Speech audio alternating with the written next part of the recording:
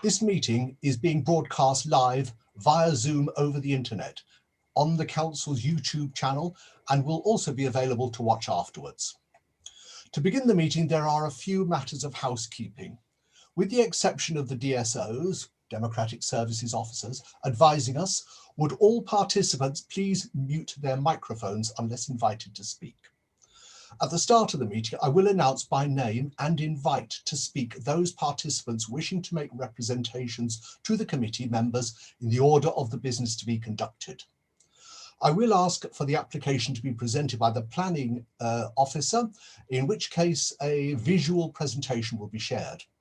I will ask members of the committee in turn if they wish to ask questions or comment. At the end of each item of business, the DSOs will ask each committee member in turn to audibly confirm how they wish to vote, and the outcome of each vote will be confirmed by the DSO. Subject to the progress of the meeting, I may adjourn it at 8 p.m. for a short break. Now, this is a quasi-judicial committee which makes its decisions based on material planning considerations, following the laws of the land and the policies of the council. If the committee is minded to refuse an application, members will use such considerations and evidence that will stand up in a court of law. The material planning considerations are listed in the committee's agenda. Now I will introduce each member of the committee and ask them to confirm they understand the procedures, which I think they're already quite familiar with. Councillor Barton, please. Councillor Lynn Barton, Shrub End Ward, yes, agreed. Councillor Chua, please. Councillor Helen Chua, St Anne's and St John's Ward, understood. Thank you. Councillor Hazel, please. Councillor Pauline Hazel, Shrub End Ward, understood. Thank you. Councillor Jarvis, please. Councillor Brian Jarvis, Lexton and Braithwaite Ward, understood. Thank you. Thank you. Councillor Loveland, please. Councillor Loveland, Tiptree Ward, understood. Thank you. Councillor McLean, please.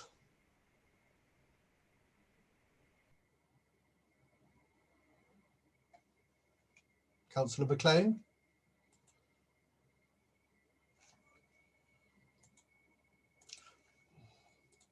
Perhaps I'll come back in a second. Councillor Oxford, please. Councillor Gerard Oxford, Highwoods Ward, substituting for Councillor Philip Oxford, understood. Thank you very much. Councillor Warnes, please. Councillor Martyn Warnes, Beerchurch Ward, understood. Thank you. Councillor McLean? Can you hear us?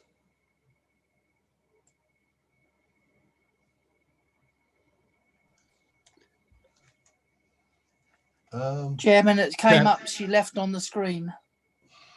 On Chair, the top of mine. Chair, I'll contact her and check Okay. if she's having some problems. If you just bear with But me, just proceed, and I'll get in touch with her. We know she's there and she understands, right? Thank you.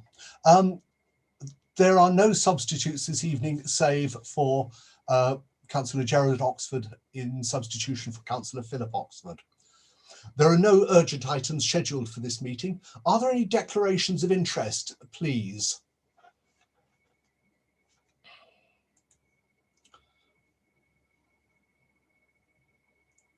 Are there no declarations of interest? No. Councillor Jarvis, please. Thank you, Chair. Yes, item 7.3, non-pecuniary interest. I'm a resident of Bakers Lane, but about 3/4 of a mile from the site. Thank you. Councillor Warnes, do you have? Thank you, Chair. Item 7.2, I'm a board member of the CCHL, and that's a non-pecuniary. So both of those are, okay, non-pecuniary interests. Okay, they do not disbar you from participating in the meeting in any way. Have your say. As I've said before, for each application, I will announce speakers by name in turn. Those in opposition will be heard first. Apart from those in support, will be allowed to speak for 3 minutes. Then any visiting councillors will speak up for up to 5 minutes. The DSO will announce when the allotted time has elapsed, and speakers will be required to stop at that point. Once all the representations have been made, I will ask the visiting speakers to leave the meeting. The remainder of the meeting will be available to view on the Council's YouTube channel. So if I could invite the public speakers, please, starting off with 7.1, Hall Road, Copford. Public against Councillor Graham Barney from the Parish Council. Public for Raymond Long, and visiting councillors Bentley and Ellis. Councillor Barney, please. Thank you. I think there are significant unresolved issues relating to this proposed development. It's premature, speculative, and it's not in keeping with your policies for rural East Copford. There are a large number of issues mentioned in the urban design report, where the design access statement is presented as supportive. However, the advice given is very clear. The proposals were contrary to policy in design and placemaking. Changes that have been made are modest, and much of the advice has not been acted upon. The scheme presented has many failings and remains contrary to policy. Detailed objections from the Parish Council and 128 residents. The one supporter has now withdrawn it. Colchester Borough Council Planning Officers 14/7/20 email to residents said addressing the currently unresolved highway issues is essential to enabling the site for development. This is still not resolved and requires further assessment for traffic flow and traffic modelling. Road width photographs have been sent to all councillors on the planning committee showing the passing and safety issues, which are very clear. There is a high risk to pedestrians, to cyclists.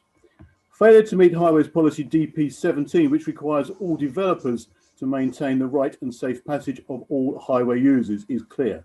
Failure to meet Highways Policy DM21, priority to people walking and cycling. There is an issue with the gradient of the existing road, which with additional vehicles will propose a significant risk for cyclists. The traffic survey carried out during lockdown fails to recognise an increase in traffic flow post-lockdown, and fails to recognise any HGV sewage tankers who regularly use the road to access Copford sewage works. The actual figures only seem to mention vehicle flow in one direction. Presumably they do come back. The highway standards for shared roadways states very clearly that for the development of this type and a shared roadway, 25 dwellings maximum is what should be given. There are currently proposed 49 dwellings, plus of course the residents of Hall Road. No modelling of potential traffic flow from the possible development, and no modelling of the impact on an already busy London road and junction, potential queues there. At the virtual consultation meeting held in Copford with Mr. Hayward of Fen Wright, he offered to look at possible changes to mitigate concerns expressed. Re-road, design sprawl, location of green space, overlooked listed and non-listed buildings. There is no evidence of any consideration of this in the report. There are significant privacy issues for Hall Road and London Road. That is private and public privacy issues. Your own policy DP1 requires all developments to be designed to a high standard that protects existing and residential amenity, particularly with reference to privacy and overlooking. This has been ignored with particular reference to houses in Hall Road, Treehouse, and a large number of homes on the back of London Road, numbers 15, 35, 37 and 43. No surveys being carried out to establish if there's any contaminated land. There is a known gas problem in nearby sites. As a sort of a side effect, there is a suggestion from developers that a footpath could be placed through Pittswood to allow children to get there, to the primary school. This is not safe during bad weather nor at dark nights, and Pittswood do not require this, or indeed any other developments. There has been no notice taken of the RCCE housing needs survey carried out for Copford Parish Council and the Emerging Neighbourhood Development Plan, which was produced in spring 2020. The Parish Council and residents of Copford would urge the committee to decline the application because of the points made here and those that may be made later. The current application should not be considered until at least Local Plan Part 2 is examined, as the current plan is still in force. The current plan has no housing allocation for Copford. There are a number of unresolved matters on this sensitive and valued site. and the outline planning application should not be considered without a detailed application that confirms or allays the concerns raised in our comments and the comments of 128 other residents of Cllr. Thank you. Thank you, Councillor Barney. I next have Public 4, Mr. Raymond Long. I should have said actually that you have 3 minutes to speak, please. Mr. Long? Yes, thank you. Good evening, councillors. I'm talking on behalf of the applicant and on behalf of Fenright. Thank you for the opportunity to make a representation in support of this planning application. This land has been in the ownership of the Harrison family for many years and has been promoted for development through the call for sites and draft local plan consultation process since 2015. The site was identified in the draft local plan preferred options published in September 2016 and again in the publication draft local plan. Therefore, the principle of development has been subject to successive opportunities for public consultation and review. Issues identified through the public consultation process relating to drainage, landscaping, heritage, archaeology and access have been fully investigated by specialist consultants at the landowner's expense and supporting information provided by the council. The reports submitted with the application demonstrate the site is viable, deliverable and capable of making a meaningful contribution to housing numbers in the borough without adverse impacts on the community, ecology or the environment. Also, the scheme will deliver policy compliant affordable housing and other contributions to mitigate associated impacts on the local community. The site is well located in terms of access to rail and bus services. Particular care has been taken to address concerns raised about the access to Hall Road and the proposed improvements along, including widening of Hall Road from the minimum width of 3.8 metres to a more usable total width of 5.5 metres between London Road and the site access. Provision of a priority junction for the access as well as improvements to bus stops and public footpaths. The proposed access and associated improvement works have been considered and found to be acceptable by the Highway Authority.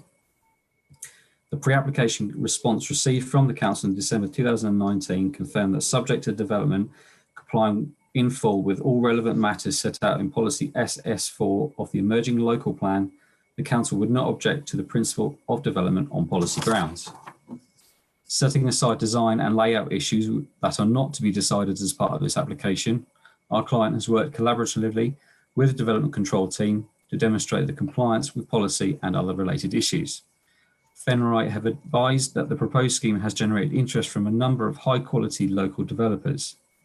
Therefore, we can say that if this outline application were to be approved as recommended, then subject to approval of reserved matters, there is every likelihood that the new development will deliver a range of sustainable and environmentally sound family homes that will integrate well with Cllr Village and its residents. We ask the committee to support the officer's recommendation to approve. Many thanks. Thank you.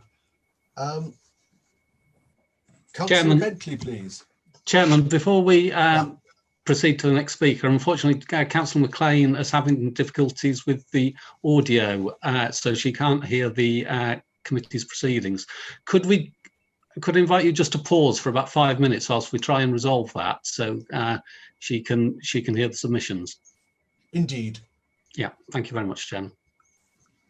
Could I invite just people just to mute their mics and to just turn their screens off for a moment, please?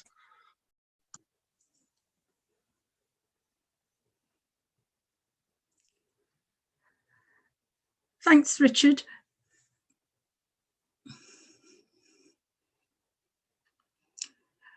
Richard, it's Jan. I'm getting feedback all the time, so I'm hearing everything twice, and I don't know what that is either. I found it very difficult to follow.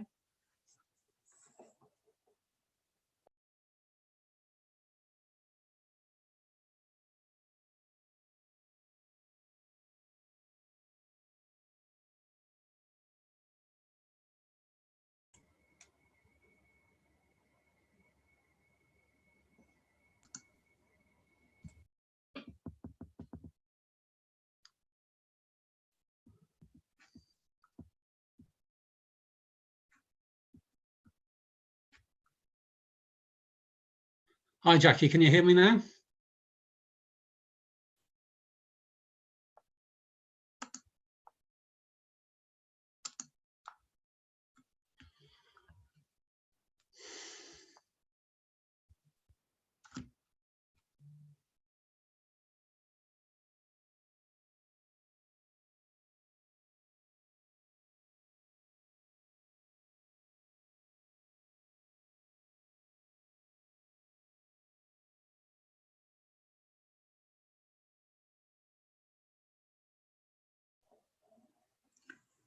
In the participants list, it's only showing camera.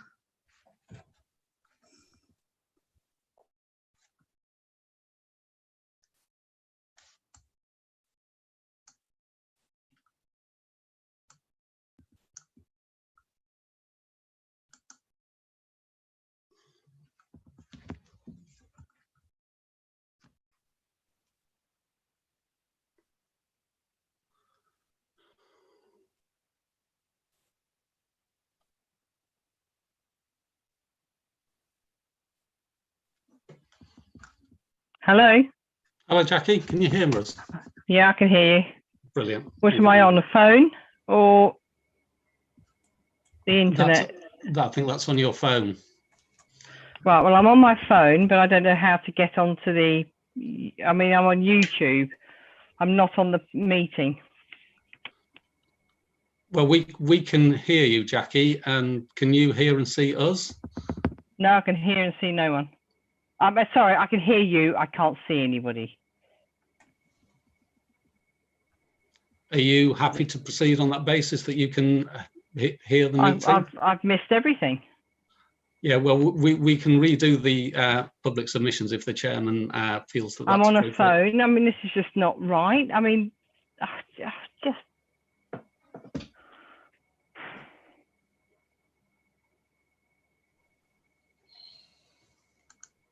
Am I on the meeting? Yes, you are in the meeting. We can hear you, Councillor McLean. Okay. And you can hear us, and the regulations provide that you'll be considered as part of the meeting if you can hear the proceedings. Well, it's not very clear. Councillor, so upside down, well, sideways on, which is a bit disconcerting. This is all delayed response as well, because I said this about 2 minutes ago. Everything's all so delayed. It's not. Okay. Are you okay?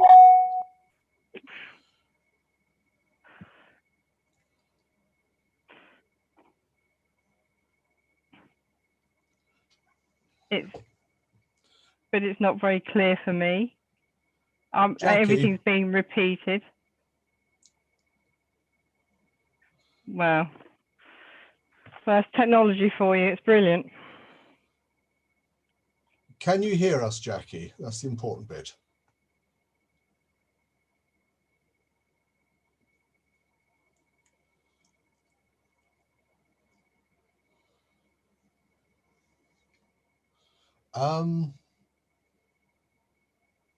Jackie? Yeah. Can you hear Who's us? speaking? It's Cyril here. Who's speaking? Cyril. Sorry, I can't see you speaking. That's all. Ah, okay, but you can hear me. Yes, I can hear you. Right. Okay then. I think on that basis we can proceed with the meeting. You don't have to see us. You just have to hear us, and that is sufficient for participation. Well, hang on a second, because I am hearing everything twice or 3 times over exactly what I've just said and what you have just said. So is that should I be doing that? Oh. I wouldn't have thought that that was normal for IT. Chair, can I suggest we take an adjournment for 5 or 10 minutes to see if we can sort this out and see if we can get a better connection. Yeah. I do apologise to everybody. We will take a 5-minute break, particularly to Councillor Bentley, who's anxious to get off to another meeting. But these things happen. All right, we'll leave it at that for the moment then. Let me know when you're ready, Richard. And Chairman, can I just ask, is that a 5-minute break so I can actually leave sitting at my desk for 5 minutes, or am I sitting here waiting to see when Councillor McLean is reconnected? Well, it depends on how long it takes. Initially, you can go away for 5 minutes and return at 18:26. Thank you. Don't go away too far. No, I won't be very far. I just wanted to know that I can get up. That was the point. Oh yes, stretch your legs, etc. All right, yes.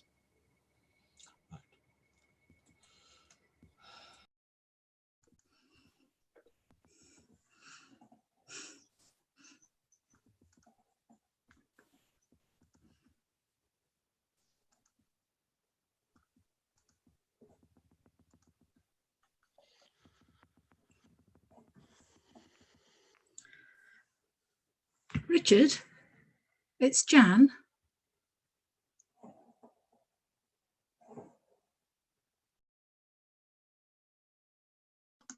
Sorry, Jan.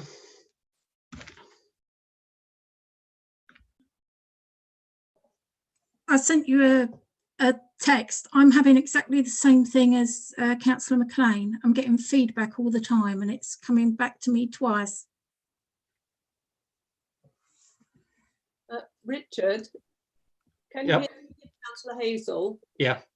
I've heard from Councillor Dundas that for some reason on YouTube they have the meeting set to display the speaker only. It's just displaying the speaker only, not a gallery. So you can only see one person as there's trouble there too. Yeah. Okay. Thank you, Councillor Hazel.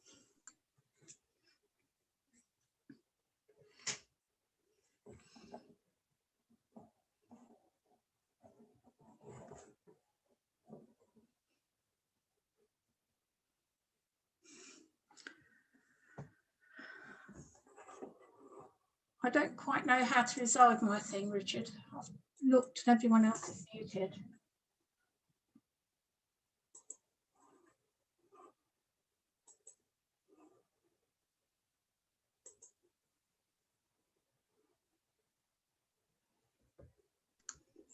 Right, Jackie, can you hear me? Can you hear me, Jackie? Right, I can hear you now. Right, that's good. Oh dear, what a job. Sorry. Yeah, I do apologise. That's okay. Right.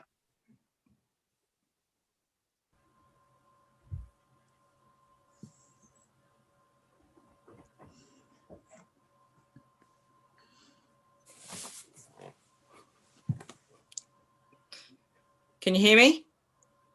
Yes, we can. Yeah. Right, perfect. Okay. I've had to start all my equipment. Evening, Jackie. Evening all. Sorry about that. You need a cup of tea and to chill out a bit. I need a bit more than that, I think. It's driving me nuts. Well, I thought if I said G&T, it would be wrong thing to say. Not PC, okay. Sorry about all this. I've been on for half an hour, no problem at all. Now I have this issue.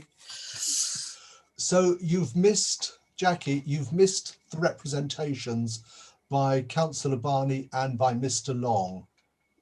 You haven't heard what either of those two gentlemen have said. No, it's a shame.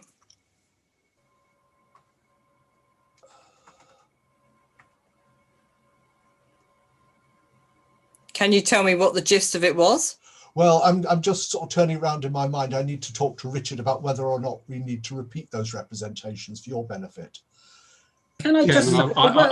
I would say that you do. May I suggest then that we hear Councillor Bentley so that we can relieve him to go off to his other meeting and then return to Councillor Barney and Mr. Long, if that's all right. Yes? Yes, of course. Many of the things that were said were actually in the agenda under the objections to this proposal. Jolly good. I think it's to do with actually hearing the entire debate. Okay. You know. Yeah. Thank you, Cyril. Now, I told Councillor Ellis to return at 18:26, so we have to wait for another minute, of exactly 5 minutes.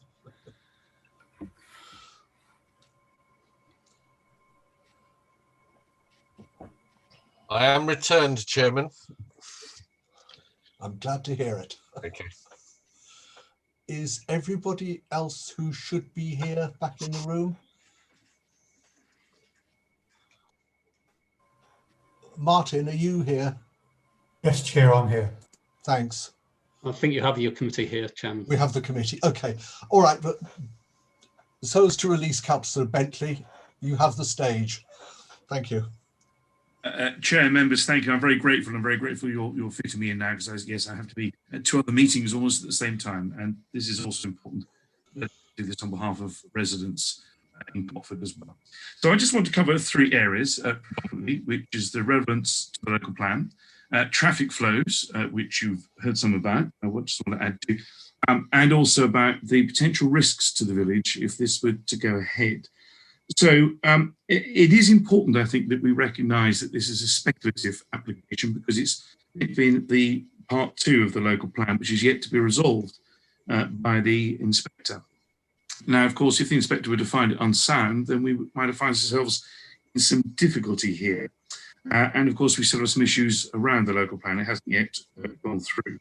So I just think we have to just bear that in mind where this sits, that are we too premature with the application, certainly the outline application, and could it wait until there's been properly examined through the local plan process? And the thing to bear in mind, of course, that there are no houses or homes yet allocated in the current local plan. So although it's 49, that is a big increase to a village without that proper planning and forethought in where we are.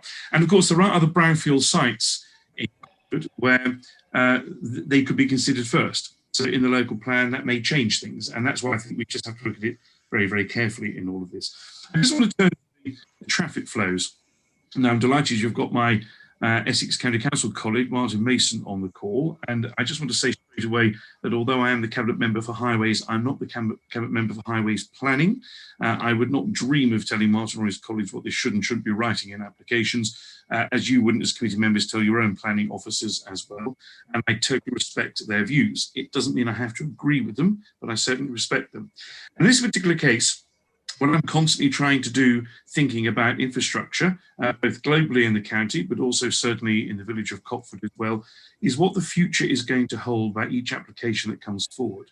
As you know, I am very keen, as my colleagues in county, as they are in borough as well, at looking at sustainable transport. That is alternatives to just using the car. Now, that's not to say we can't use cars, we have to, of course, but if we want to persuade people to use other methods, and we've got to provide the alternative in place.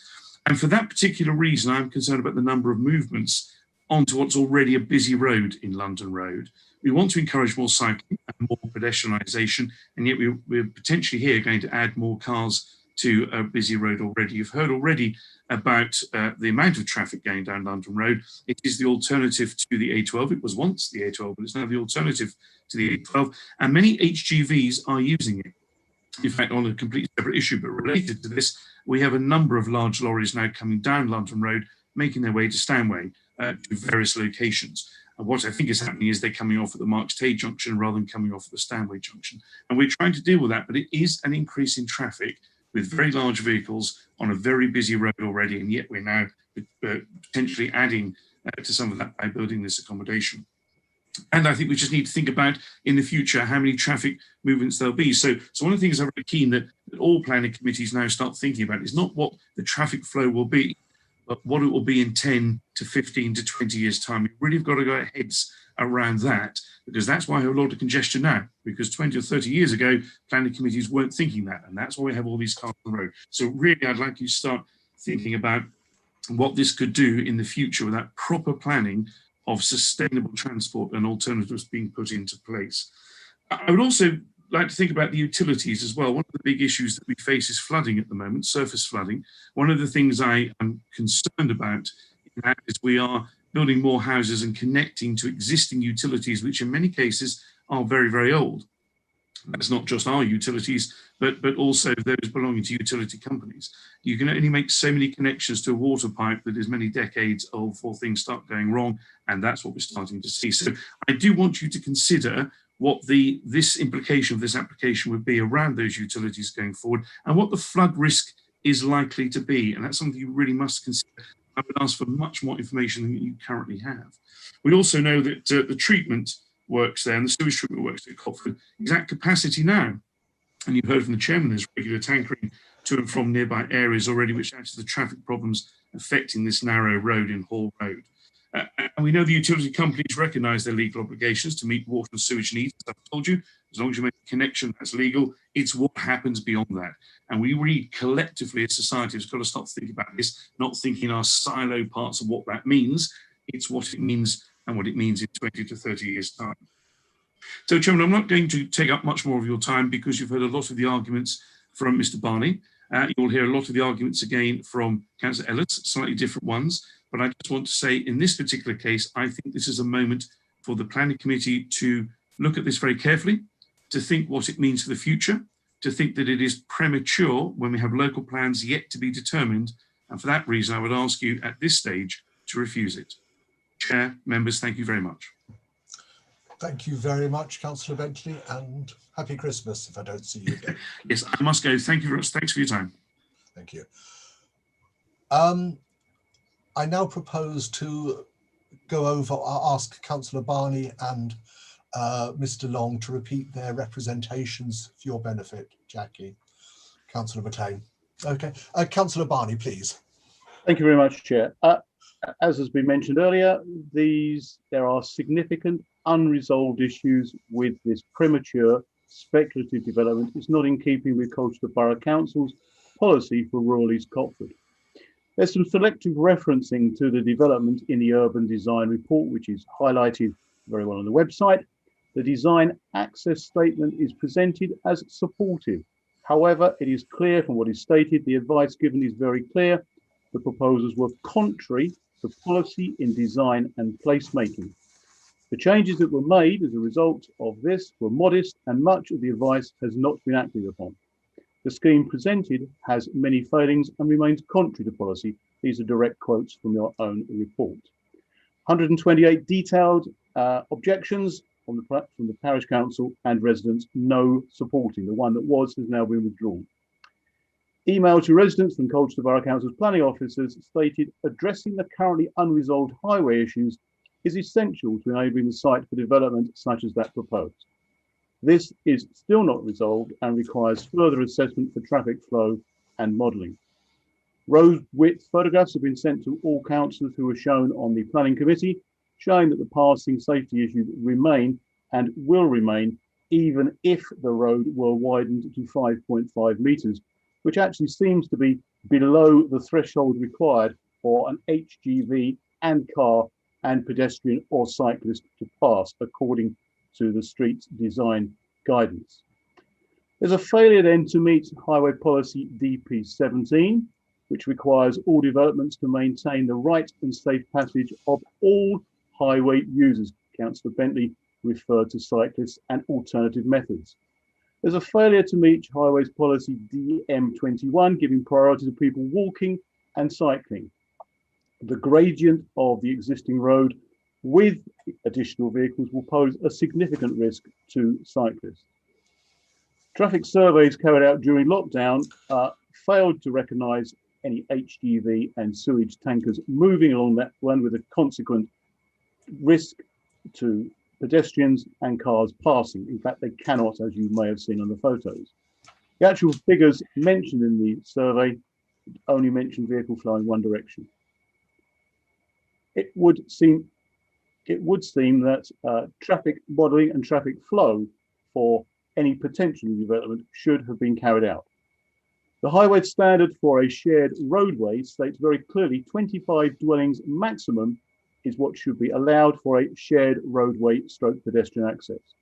This development, if it goes through, will have 49 developed 49 houses plus that of residents, and will generate a significant additional flow. At a virtual consultation meeting with Fen Wright, Mr. Hayward offered to look at possible changes to mitigate concerns expressed regarding road design sprawl, location of green areas, overlook listed and non-listed buildings. There is no evidence of any consideration of this in the report. There are significant privacy issues, not only of public amenity, but also of private amenities. Policy DP1 requires all developments to be designed to a high standard that protects existing public and residential amenity, particularly with reference to privacy and overlooking. This will not happen under the current procedures. Again, residents in Hall Road, particularly Treehouse and numbers 15, 35, 37 and 43 in London Road, will be significantly affected. There is an issue highlighted in the report, in actual fact, of no gas survey has been carried out. There is gas contaminated land nearby. It may be an issue. In addition to this, no notice has been taken of the RCCE Housing Needs Survey carried out in spring 2020 by the Parish Council and Neighbourhood Planning Group, which identifies housing needs. Further suggestions from developers that a footpath through Pitswood could be used for children going to school is not satisfactory. It is not safe during bad weather, nor during dark nights or mornings, and the Pitswood trustees have never requested this or indeed any other facilities within the community. Suggestions from the developers. But the parish council and residents would urge the committee then to decline the application because of the points made here and by Councillor Bentley and others doubtless, and to consider the 128 objections with a very speculative, premature outline planning application, and to leave it at least until local plan part 2 is examined, as none of us know whether this particular site or indeed others throughout the borough will be deemed to be sound or unsound.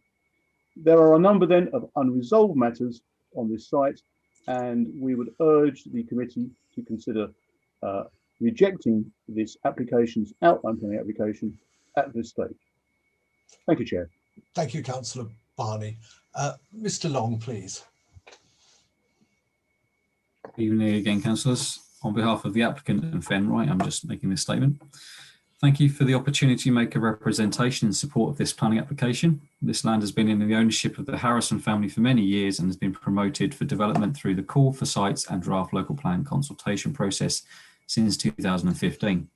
The site was identified in the draft local plan, preferred options published in September 2016 and again in the publication draft local plan. Therefore, the principle of development has been the subject to successive opportunities for public consultation and review. Issues identified through the public consultation process relating to drainage, landscaping, heritage, archaeology and access have been fully investigated by specialist consultants at the landowner's expense and supporting information provided to the council.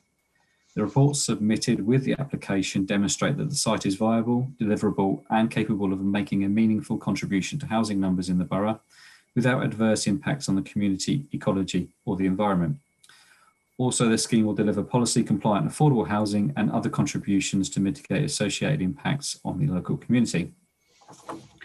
The site is well located in terms of access to rail and bus services. Particular care has been taken to address concerns raised about the access to Hall Road, and the proposed improvement works include widening of Hall Road from the minimum width of 3.8 metres to a more usable total width of 5.5 metres between London Road and the site access, provision of a priority junction for the access, as well as improvements to bus stops and public footpaths.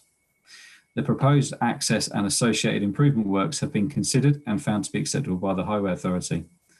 The pre-application response received from the Council in December 2019 confirmed that, subject to development complying in full with all relevant matters set out in policy SS4 of the emerging local plan, the Council would not object to the principle of development on policy grounds.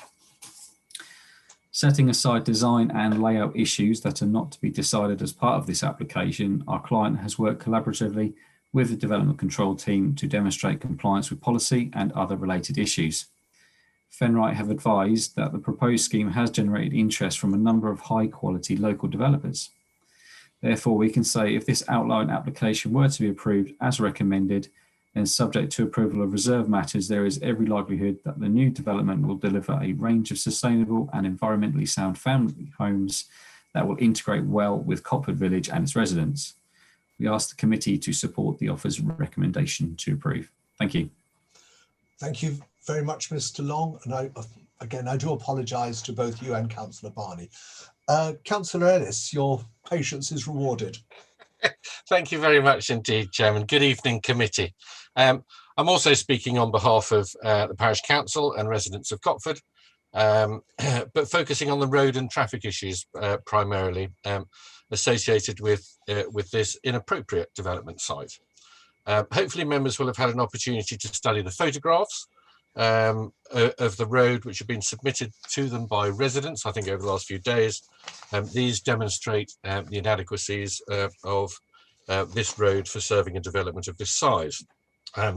So to reiterate some of the points that the Parish Council Chairman has said or has made, Hall Road is barely suitable for the traffic flow it has now.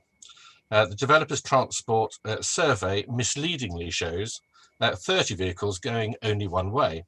It doesn't include any going in the other direction. The survey wrongly does not show any HGV use when there are tankers of 2.45 metres width regularly passing along this road to Cotford sewage works.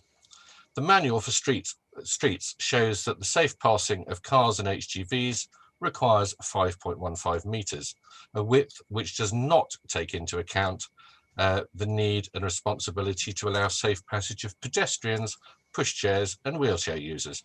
As I've said, photos have been provided for all members, and I think you can see that they show pushchairs, wheelchairs, etc. In those, and the fact that they just won't work. The width of the carriageway is at points 4.3 metres, with no available public land available for change. Given that verges and fixed banking are private property, which will not be altered.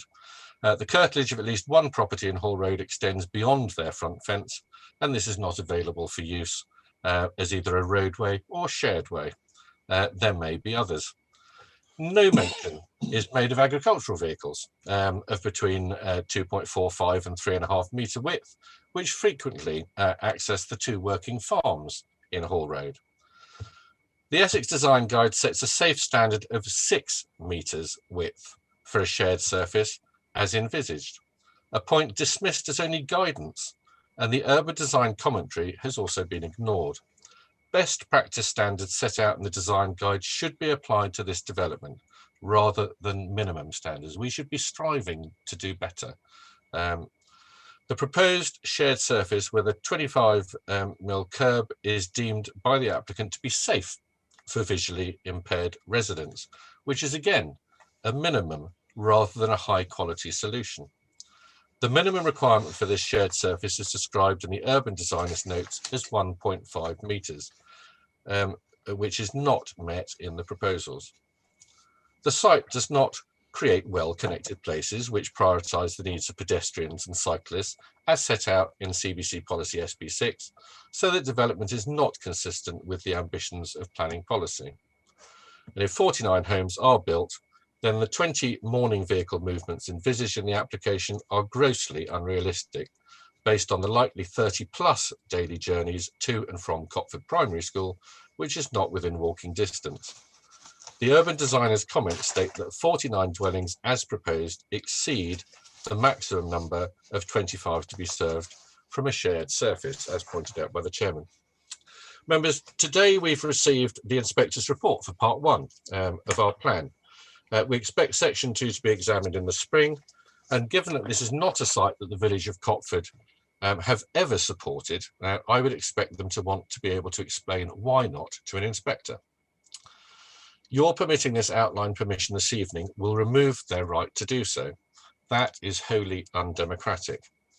Cotford understand that they must accept some growth and have suggested alternative development sites, such as the car boot sale site further along the road.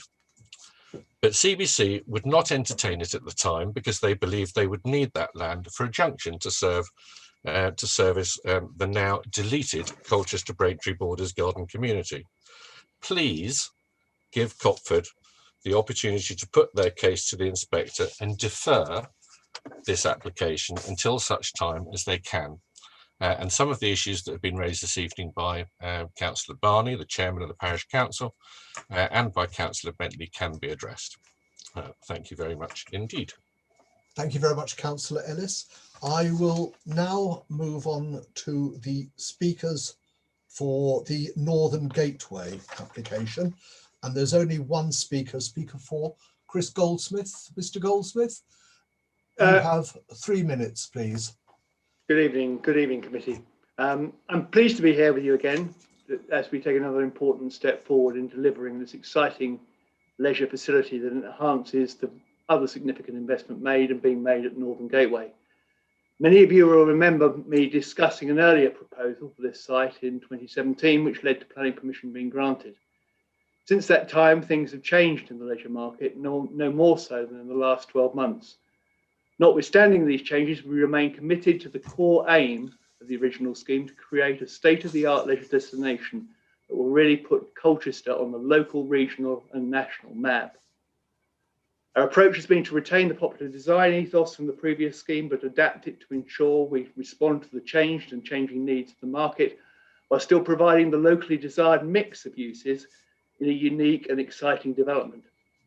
The adaptation of the scheme sees a number of changes to reflect changed market environment, a reduction in the number of restaurants, with flexibility to allow one to be a pub, a key local consultation request, resulting from a commitment from Hollywood Bowl, an increase in the active leisure space by the introduction of an indoor bowling centre to sit alongside climbing and indoor golf, a reduction in the height but not the capacity of the cinema, provision of a new foyer space which now fronts onto the central piazza, a reduction in the height of the car park by removal of a deck, provision of 2 drive-through restaurants to respond to roadside demand, an increase in the size of the hotel to further boost business and tourism, and finally, the addition of an electric vehicle rapid charging station and a significant number of charging spaces in the main public car park. The scheme will deliver a number of things: £50 million of investment in Colchester, 450 new jobs, high quality public realm that will be a real community focus, funding for a new far-reaching 7-day-a-week bus service, provision of a cycle and pedestrian link to Tower Lane, a mix of uses that complement Colchester Town Centre, increasing overall visitor numbers to the town, a real shot in the arm of Colchester post-COVID. Despite COVID restrictions, we've been able to undertake extensive public consultation and have received an enormous amount of public support. The development is great news for both Colchester and the wider region. We find ourselves in very strange and difficult times. Delivering this state-of-the-art leisure facility will provide a welcome and timely boost to the local economy, the people's mental health, and the well-being of the town as a whole. We hope you will be able to support your office's recommendation for approval so that we can get on with the scheme's much anticipated delivery. Thank you. Thank you very, very much, Mr. Goldsmith. I now move on to the speakers for Westhouse Farm, Bakers Lane. Public 4, I have Robert Pomeroy, and visiting councillor, Councillor Barber. Mr. Pomeroy, please, you have 3 minutes. In fact, you know the procedure. I do. Good evening. Hopefully members will have read the officers' committee report and appeal decision in relation to the previous proposals for the site, which was recommended for approval but refused by committee and dismissed at appeal. The significance of the appeal decision is that the inspector considered the site in 2 parts, parcel A and parcel B. As set out in the officer's report, the inspector clearly concludes that no harm arises from 3 proposed holiday lodges on parcel A. I have no doubt that those interested parties that have read the appeal decision. There can be no doubt that the inspector's conclusion that the development on parcel A was found to be acceptable. These current proposals mirror those considered by the inspector on parcel A. As such, these proposals come before the inspector again or another inspector, the same conclusions would be reached. It is surprising, therefore, that the nature of objections to this current application continue to raise matters that were dealt with conclusively in the appeal.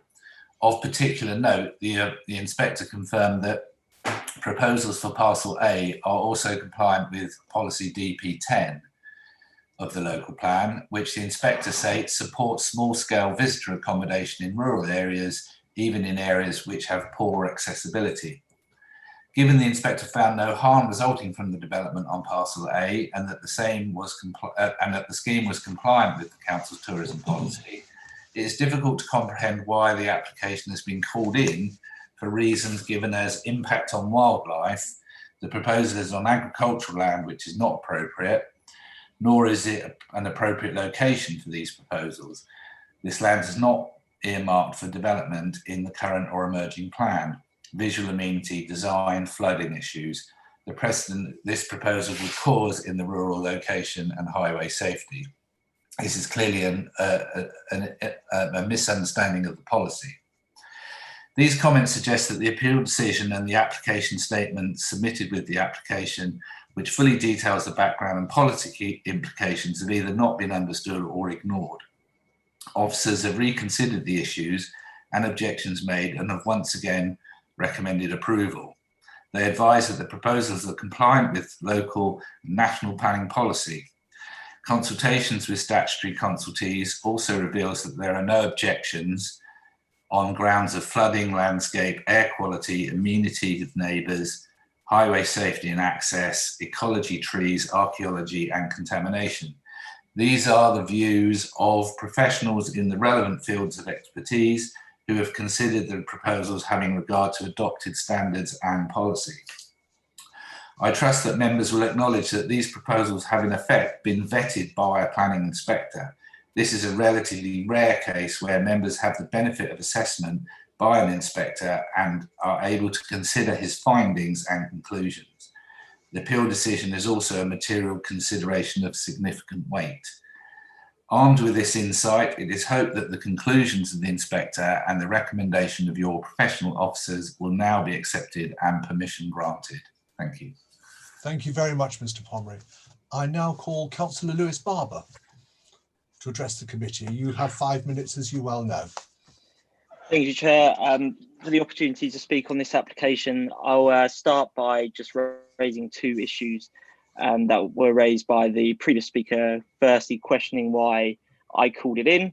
That the basis of my call in was quite clear because of a significant public interest that has raised it with me and would like it to be called in for material planning reasons. We are in a democracy, and therefore the most appropriate means for these sort of matters to be resolved is in an open democratic forum. So that is why I, as an elected member, have called it in on behalf of the communities I represent. Based on planning reasons, the previous speaker raised the fact that there is a strong likelihood that a planning inspector would reach the same conclusion as the formative one in the previous application. That is, of course, pure speculation. We would not know determinatively whether that's the case or not. We've seen inspectors conclude different things on similar matters across the borough before in similar timeframes within weeks apart, let alone a significant amount of time. A significant amount of time has passed since the previous application and appeal. Therefore, I would urge the committee to look into this in more into the specifics of the application that we have in front of us this evening, which is that we have a rural area close to a floodplain, and today we've seen the flooding reach up through into the fields. So there is a significant risk from flooding. It is a rural character, the area. There's very few houses. There's very few movements from properties. There is a significant risk from on the highways matter. There's a lot of cars use that road, although not at the moment because there's roadworks going on and the road is closed. So the amount of traffic volume is low at this present time, but it's clearly in countryside, and therefore the communities have raised on my behalf, which is a significant amount, have expressed their concern that it would materially change the area within which they lived. And I think that's a key consideration for the committee this evening, is the impact on the countryside. It's to an extent a subjective discussion as to whether you do think it has a benefit on the area, for instance, such as the local economy compared to the harms. That's something for the committee to weigh up on their own basis. There's no calculable definitive answer on that basis, and it would be wrong for any speaker to conclude that it would otherwise be. And the argument that my communities have put forward, the arguments therefore I'm putting forward on their behalf, is that the harm to the local area is not less than the benefit that would bring. The whole argument is predicated on that fact that this is a small development. Well, in that turn, then it would have a small economic benefit to the area. So you can't have it both ways. You can't have maximum economic and local benefit, and yet at the same time argue it is a small proposal that will impact the area negligibly. So you can't cut it both ways. It has to be one or the other, really. I would say that, it's clearly in a rural area. The previous appeal and application was for something relatively different. It's not mirrored as a whole. It was taken as a whole appeal. So you have to look at this application in isolation on that basis. It would be different. I think it would be different if you were looking at this parcel of land, an appeal for this parcel of land in itself, but we weren't. The appeal was for something, it's for a whole site, bigger site. So I don't think it's particularly appropriate to look at the appeal on that basis. But if anyone's been down there, you would know what the area is like. And It's regularly flooded down there. It's a very dangerous road, highways, from highways terms. I've had frequently close shaves down there. In fact, one of the roads is crumbling away, and my small Toyota got stuck. Its wheel got stuck in the crumbling path, and I could barely get out. So to have more traffic potentially come through, more regular movements because of staffing, and also the material, the development of the site, I think would cause a significant hazard on the highway, and that's particularly some of the issues that the communities have raised, and therefore I'm articulating on their behalf. So yeah, I think it's unfortunately for the applicant, I think it's just in the wrong position. I understand the logic behind it, but unfortunately I don't think it's appropriate for the locality. And we've seen appeals down that road rejected before. If we remember, other developments have been proposed down there, they've been rejected for being wholly inappropriate. So if we're talking about former appeals, we've had the Gladman's application, obviously different in the volume of highway movements that it would cause, the amount of land that would be built on, but still the principles underneath were sound, in which the inspector concluded there were serious highways concerns as well.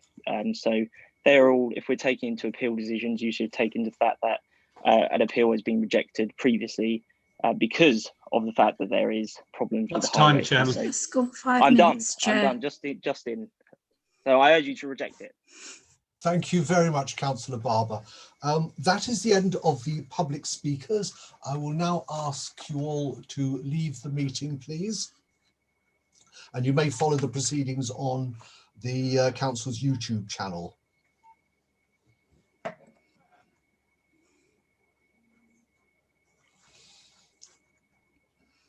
Thank you very much, all. There's been a little change to the agenda. I understand that Karen has another meeting to attend. Is that correct, Karen? Yes, that is correct. Yes, thank you. So I propose to have item 9 now, and then deal with the minutes of the previous meeting so that Karen is not held up unduly. Karen, please. Thank you. Chair, would you like me to say a few words about the local plan report before I do, just to clarify Yes, please. That would be helpful for members. Status and bearing on this committee in particular. Members and hopefully will have seen an email earlier today which confirms that section 1 of the local plan, albeit with modifications, has been found sound by the inspector, Mr. Cllr. He's confirmed that in a letter, or a report I should say, and that's been circulated to all members and I believe is on the website or will be in the morning. It also, there's a large report, but the first 27 pages are the most recent correspondence from the inspector. There's also a schedule of modifications. Now, I don't think, although it's very welcome news that section 1 has been found sound, I don't think this has any or much bearing on the applications which are being considered tonight. It's the strategic part of the plan. So apart from a garden community to the east of Colchester on the borders, there are no allocations proposed in the plan.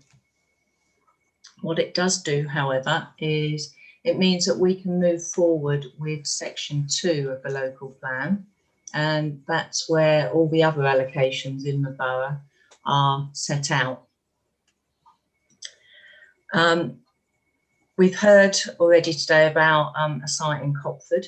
That is an allocation in the emerging local plan, as have been a number of other applications which you've considered, 2 in Mersey, 1 in Chits Hill, to name just 3 of them. So time has elapsed and those applications have been submitted and accordingly need to be determined. Other important aspects, I guess the most important aspect relevant to the business of a planning committee is the housing numbers. What the local plan does in section 1 is set the target at 920 dwellings per year. Now that's opposed to the 1,078 figure that we're having to use at the moment using the standard methodology, and the figure of about 1,600 from memory as set out in the planning changes and the white paper, albeit they were consultation documents. So I think that's important for the committee to bear in mind when they're dealing with housing applications, and especially those that might go to appeal. So I think that's essentially it. There'll be more of a discussion on the report at the local plan committee, which will take place on Monday evening, for anyone that wants to attend or view that committee. That's the initial findings and the relevance to this committee. Thank you very much, Karen. If we can move on now to the report, please. Yes. I would urge, if colleagues do have questions for Karen on the local plan, to direct them to Karen after the meeting, please. Yes. So yes, carry on. Thank you. So the report before you tonight seeks agreement to extend the interim delegation arrangements, whereby the group spokes and the chair review a certain number of applications that would otherwise have come to this planning committee. The purpose of increasing delegation is to ensure that this committee can focus on important applications of a strategic nature generally, as we will see tonight. Best practice is only to consider a few applications while we're using virtual means. And I don't know about you, but I certainly find virtual meetings really quite tiring. And the longer they go on, the more that is the case, especially perhaps in the evening as well. So I think that's probably why they tended to focus on a few key issues. There have been 8 applications determined using the interim arrangement since the last committee in October. To give you a flavour of these applications, of the 8, 2 have been referred because they are extensions to houses belonging to officers of the council. 1 sought to move a play area on a development. 1 was a renewal, and 1 was a community centre submitted by where the Borough Council was the applicant. So that had to be considered accordingly. So what I think that demonstrates is delegation isn't being used lightly to deal with things out of the public domain, far from it. They have tended to be smaller applications which might have otherwise gone through en bloc or taken up some unnecessary time in the committee. If you do agree to extend the interim arrangements, I'm suggesting that they're reviewed again in May or June, probably following the annual meeting, or earlier than that if there's any change to the virtual setup of meetings more generally. So I'm happy to take questions. Does anybody have any questions for Karen at all? Jackie, please. I did raise a hand. Karen, thank you for that report. It is very, very useful. I just have one issue. I would really like to see the applications come before us as a committee to say what has gone on delegated powers, because especially the community centre, because I think that's the Stanway one, which we're talking about, and it bypassed me, which I've had quite an engagement with it, and I wanted to know what was going on just to make sure it was done, you know, sufficiently for the residents of Stanway. And that's the only issue I have. I would really like to be part of seeing what has gone under delegated powers. If we could have it sent to the committee just separately, just a tick box exercise, we can actually note it, see it. I think, yes, happy with it. Okay. Okay. Councillor Hazel, you had your hand up? Yes, thank you, Chair. Yeah, I can see the benefit of this. I mean, the number of evening virtual meetings we're having are extremely tiring, but I do think it's essential that as soon as we possibly can, we revert to full committee meetings, and I see no reason actually why we cannot have full planning committee meetings in the town hall. It's big enough to hold a committee, social distancing. Many offices and businesses are open following those rules, and I really don't see why Colchester Borough Council should be any different. But having said that, if it's the wish of the committee to carry on in this way, I'm happy to go with it. But I think Councillor McLean has a point that local applications for local issues councillors are being sidelined from actually knowing. So perhaps that could be addressed. Thank you, Chair. Jan, do you want to come in? No. Right. I don't know whether you want to address those or answer those questions, Karen. Yeah, certainly. I was waiting really to see if any of the group's folks had. I had my hand up, Chair. Sorry, I do beg your pardon, Brian. Councillor Jarvis, please. Yeah. No. It's just in a question of transparency. Shouldn't any application where the applicant is the CBC itself come before a committee purely that it's been seen to be, everything is in order and it's been independently assessed, if you like, by a panel, rather than the CBC approving their own applications, as it were? That's a matter of transparency, that's all. Mm-hmm. Any more questions at all? Okay. Councillor Hazel still has a hand up, Chairman. Not sure if that's a old one or... No. Sorry, Chair, I've just lowered it. Beg your pardon. I have just lowered it. Thank you. Yeah, Karen, if you care to answer those particular questions. Yeah, certainly we can consider alternatives to the scheme of delegation. It could be that, I think Councillor McLean was suggesting that we notify other committee members prior to the determination rather than after determination. We could do that, like you say, for information. And in terms of Brian's comments, Councillor Jarvis, sorry, although it's delegation, it is delegated to a panel, so it's almost a subcommittee of this committee, if you see what I mean. So it's not being determined by one person behind closed doors. There's a full audit trail of comments received and the consideration and reports provided. So it is as thorough as being considered by this committee.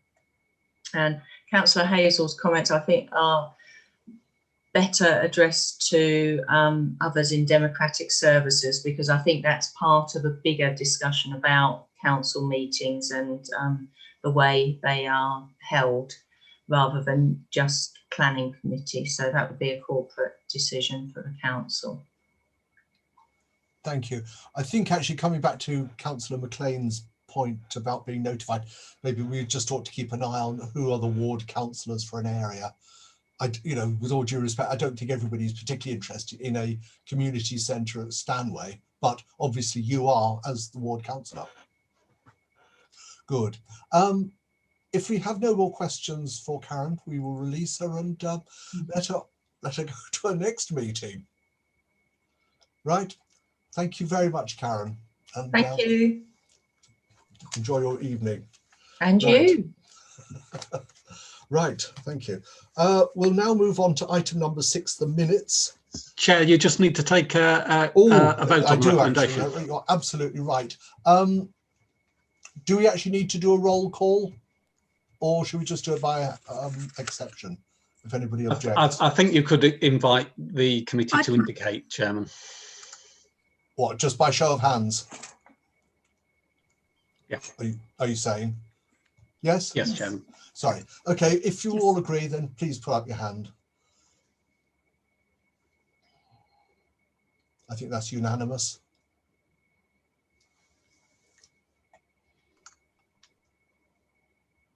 Right. Yes, looks unanimous, Chair. Thank you. Thank you very much. I now move on to, I'm sorry if all this is sort of completely jumbled, but we will eventually re-establish some kind of order to this. Item number 6. We have before us the minutes of the meeting held on the 22nd of October. Are they a true record of the meeting, please? Is that an agreement, Councillor Barton? All agreed then? Raise your hands, please. Councillor Jarvis? I wasn't present, Chair. Okay, so I think that's unanimous then. Thank you.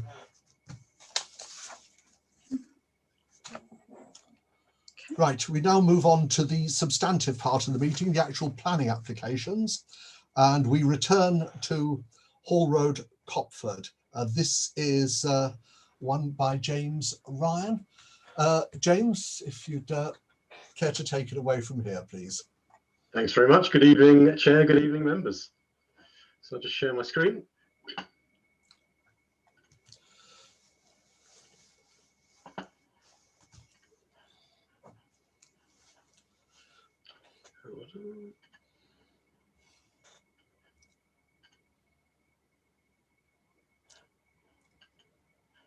One second. There we go. So we're here to have a look at item 7.1. That's the application at Hall Road in Copford, erection of up to 49 houses and associated highway works, an outline permission. Here is the red line site plan showing the site. Access onto Hall Road, which is going to be changed. Access into the site here. The corner in the northeast corner of the site. And the existing public footpath has also been redlined, which runs along here, north-south, pretty much. About 1.96 hectares inside a developable area here, and 49 houses, or up to 49 houses, are proposed. Line with all matters reserved apart from the access. So what members are looking at today is the principle of development of up to 49, so there could be less. Let me just take you through the next drawing. This is the taken from the transport assessment. Here is a detailed drawing showing the proposed new bell mouth on Hall Road and the connection with London Road. Here is the connection of this end here into the site itself. The proposed footway along here, and the proposed footway on the other side of the road there. Here's a cross section showing a 4.9 metre carriageway, 1.2 metre footway, 4.3 metre carriageway, 1.2 metre footway. Sorry, and the dotted line is the highway boundary. So this whole area here is actually within the public highway. Here's a tree survey. There's been a number of reps about the trees. This is the tree protection plan, but demonstrates the trees that are to be removed. So U category trees here, here, here. The red ones basically to be removed. The green ones with blue dots are to be retained. So these are actually off site. Again, virtually all of these sit within the highway boundary. Slightly zoomed in just to show you some more detail. The removed trees, as I said, generally either category U or category C trees, so effectively dead or dying or low value trees to be removed where they are being removed. This is an indicative layout I'll mention this in a minute, but this is an indicative layout that's supplied with the application. On the website, there's a number of drawings that have been supplied. And in urban design terms, there's been quite a lot of discussion in the reps that we heard earlier about the urban designers' comments, and officers absolutely accept that. We don't consider this layout to be appropriate in terms of the place that it creates and the layout that is shown here, but it's been agreed with the applicants, and it was the intention of the applicants that this is a proofing layout purely to demonstrate that the site can hold the amount of dwellings that they are applying for, which is up to 49, as I've suggested. We are not suggesting that this drawing becomes an approved drawing. I don't think if members are to resolve to approve this, I don't think at reserved matter stage we will be accepting something like this. I think we would expect a less rigid layout with public open space forming more of a cohesive central area. And I think we would try and have some of these units to the south, maybe turn around to face out into the countryside, for example. But I think there's a lot of work that could be done in terms of the actual layout, but this is not for consideration. It's just to demonstrate that you can get the amount of dwellings on site that you can. We'll talk a little bit more about that in a minute. So I'll take you through some photos. This is a photo taken down, facing towards in the Stanway direction down London Road at the northwestern corner of the site, but on London Road. The next images show the dwellings. This is the listed building on London Road, 35. There's a kind of backland dwelling in there as well, as you can see. And slightly going down the hill towards the Hall Road Bellmouth. That is the Hall Road Junction. That's looking further down towards the pub, further down, and the Roman River down there. And then facing from the same position, facing towards the west there, and Hall Road Junction there just in the corner. This is from the southeastern corner of the site, facing across the site. And that is now facing, that's in the south eastern corner, facing north. That is the view down, further down Hall Road towards the pumping station. As noted, it really leads to Pittswood and the Anglia Water pumping station, and little else really. That's from the same position turned around. That's facing down Hall Road towards the existing dwellings and the Bellmouth. A few more dwellings, a few more images showing a similar thing. That's just showing the site through a hedge. You can get glimpses through at the moment. Existing dwellings. Keep moving down towards the Bellmouth.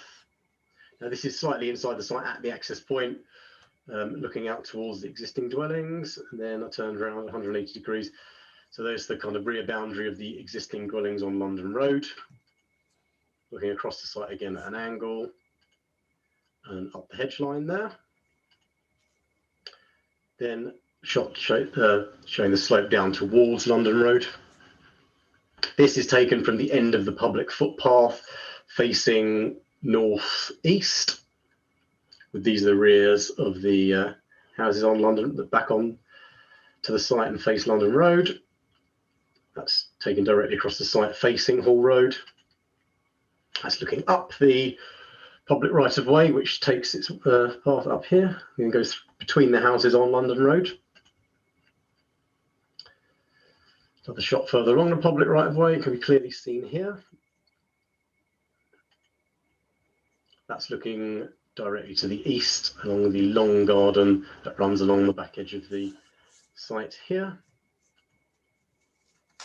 A photo taken from the same position. You're at quite an elevated position here at the public right-of-way, so you sit a fair bit higher than the site, and it drops down as you pass along the public right-of-way. And then that's just a shot of the public right-of-way as it disappears between the dwellings on London Road. So I will stop sharing.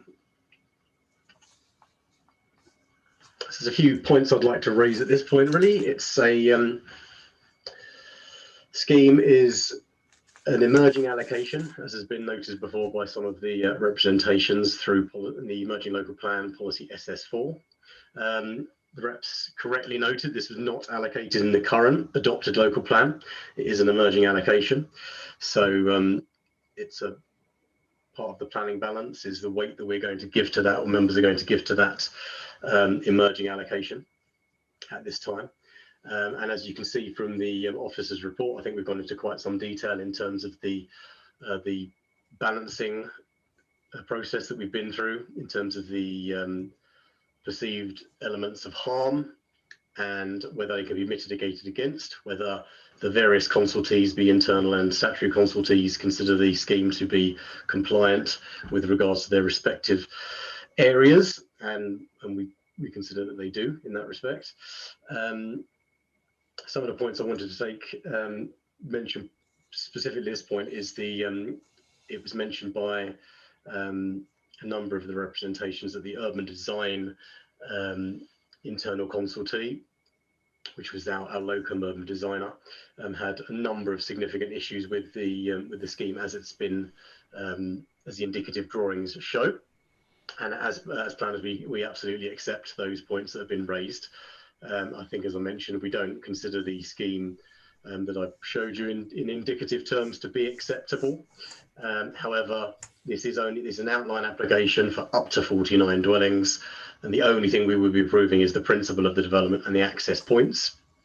The rest of the layout can be made to work in terms of the density that's proposed. Issues were raised in terms of impact on amenity. I think that's again another key point that the majority of which will be dealt with at reserve matter stage in terms of ensuring good back-to-back distances with those existing properties, particularly on London Road, where we'd expect the usual 25-metre back-to-back distances or greater if possible. That's certainly achievable. In terms of impact on amenity, this, as you'll see set out in the report, it's absolutely accepted that this scheme will have an impact on the existing residents, particularly on those in Hall Road, and that is something that we do need to consider tonight because we would be approving the access in its current position. The access is at that end of the site, as opposed to pulling it right down Hall Road to the south, because obviously the less of an intervention into the rural nature of Hall Road, the better in that respect. That does mean that there'll be an intensification of use. There will be more vehicular movements, and the neighbours at that end of Hall Road, on Hall Road, will notice more cars coming and going, particularly. But officers don't consider that to be a point, that to be an intensity that warrants refusal of this scheme. I'm sure we'll have a good discussion about the highway implications of this scheme, and we're really grateful that Martyn Mason was able to come along and answer your specific questions in that respect. So I think I'll leave that element to him. However, we have the applicants have been through the pre-application process with both us and Essex County Council, and Essex County Council, as the highway authority, are satisfied with the scheme. The NPPF is really clear that to refuse a scheme on highway grounds, the impact needs to be severe. Officers don't consider that to be the case in this instance. I would suggest that's quite a high threshold to have to meet, and as I'm sure Martyn will explain in a bit, we don't think that this will cause severe harm to the highway network, but I'm sure we'll have a discussion about that. Some other issues that were raised. Contaminated land was raised. Again, we've got a condition on there to deal with the ground gas implications that were raised, so that's covered in the conditions. It was mentioned that an outline is not appropriate. Well, that is generally quite often the way that we get these applications in. So it is an appropriate way to deal with these kind of schemes.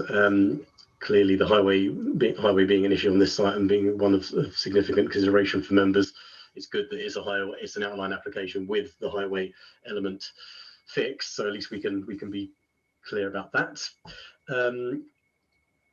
I know that Councillor Bentley noted it's speculative application. I mean, I think as we've set out in the report, and as I noted earlier, this is an emerging allocation. However, it's not felt that it is necessary to wait for the emerging plan to be fully examined. We are receiving more and more speculative speculative in areas where we are not forecasting or hoping for growth, and by bringing forward the schemes such as this on sites that are allocated in the emerging local plan, as Karen mentioned earlier, we have done that on a number of occasions now. That ensures we keep our 5-year land supply ticking over and helps us resist schemes on greenfield sites that have not been selected for growth. So that's, it's 49 dwellings. It's not one of the biggest schemes we've dealt with in the emerging local plan, but it's a contribution. It's a really useful contribution towards the council's 5-year supply. So that's something I'd really like to focus on. The issues with the water sewage treatment plant have been raised, and I've had an email through today from Anglian Water. One thing the report says is that initially Anglian Water, well, up until today, Anglian Water said that they don't have capacity to take the flows, but they do have the legal obligation to take the flows, and therefore will take the flows generated by this this scheme. And on that basis, a refusal is absolutely not appropriate, and they wouldn't support that. Today, they have confirmed to me that they've consulted with their water recycling growth manager. They confirm that they are well within their current permit and have plenty of capacity to accommodate the flows from 49 dwellings. They do have a long-term water recycling plan via their asset management plan to increase capacity at the site down the road. They're working with their environment agency, which are their regulators, to ensure the infrastructure upgrades are provided. It's their legal obligation to do so. It's not funded by anyone else except themselves, and the applicant is not able to fund or influence that process. So they've confirmed to me today they do have the, contrary to what they previously said, they do have the capacity at the site down the road to take the sewage flows from this site. So that's a point of clarification I really wanted to make. I think I'll leave it there, and I'm sure the other issues will be brought out in the debate. So thank you very much. Thank you, James. I'll now move on to the councillors. I'll go through you one by one, as I do. Councillor Barton, please, do you have any comments, observations at all? Yes, thank you, Chairman. I do have a few queries, actually. Firstly, I would agree with what several others have said, that I think this application is premature, and I just wonder what the urgency is, given that there's so many unresolved issues. So that was my first question, why the urgency, really? Secondly, I'm surprised Highways haven't raised any objections. I know Hall Road, and it's a rural road. It's got no paths at the moment. And I believe, like others again, that the site to the access would be dangerous for both pedestrians and for car vehicles or any other vehicles.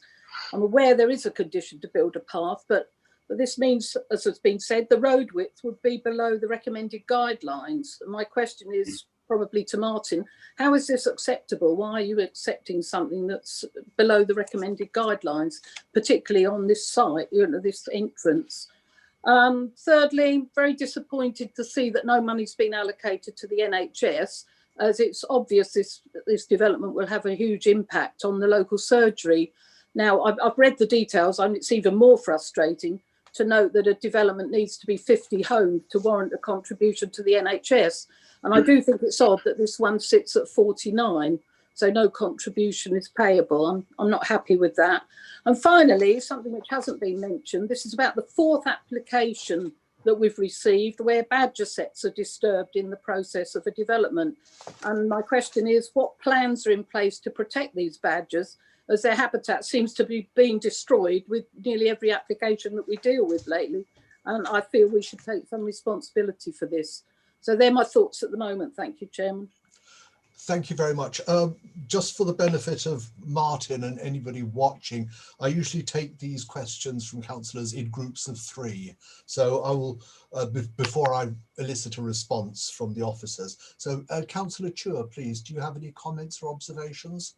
Yeah, thank you, Chairman. I know this is an outline application, but bearing in mind that besides the surface flooding and the flood risk involved, it is also the safety of the residents using Hall Road, which will have increased traffic, and London Road too.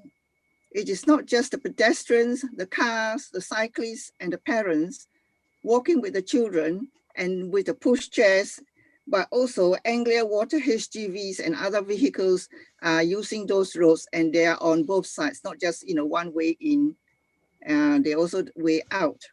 Now, this is a great worry, and safe traveling along the roads is paramount. And I'm afraid these roads that are mentioned are not. And also, as Councillor Martyn has mentioned, the NHS has got no contribution money at all.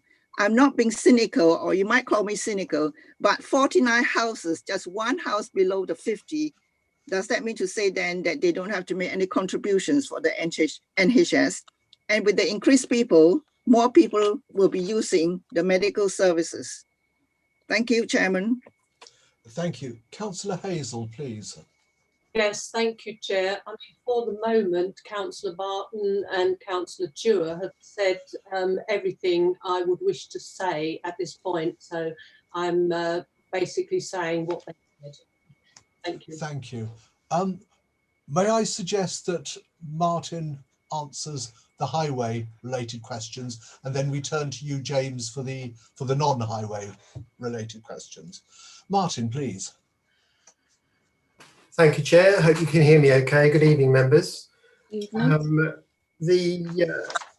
In terms of Hall Road, we had some extensive pre-application discussions with Mr. Long, who spoke earlier, because obviously we were as concerned as you were probably at making sure that we achieve a safe access to the sites from London Road, and very much aware that Hall Road is quite narrow, is effectively a country lane, and so we had to work did quite a lot of work with Mr. Long to come up with a scheme to improve Hall Road to cater for this development.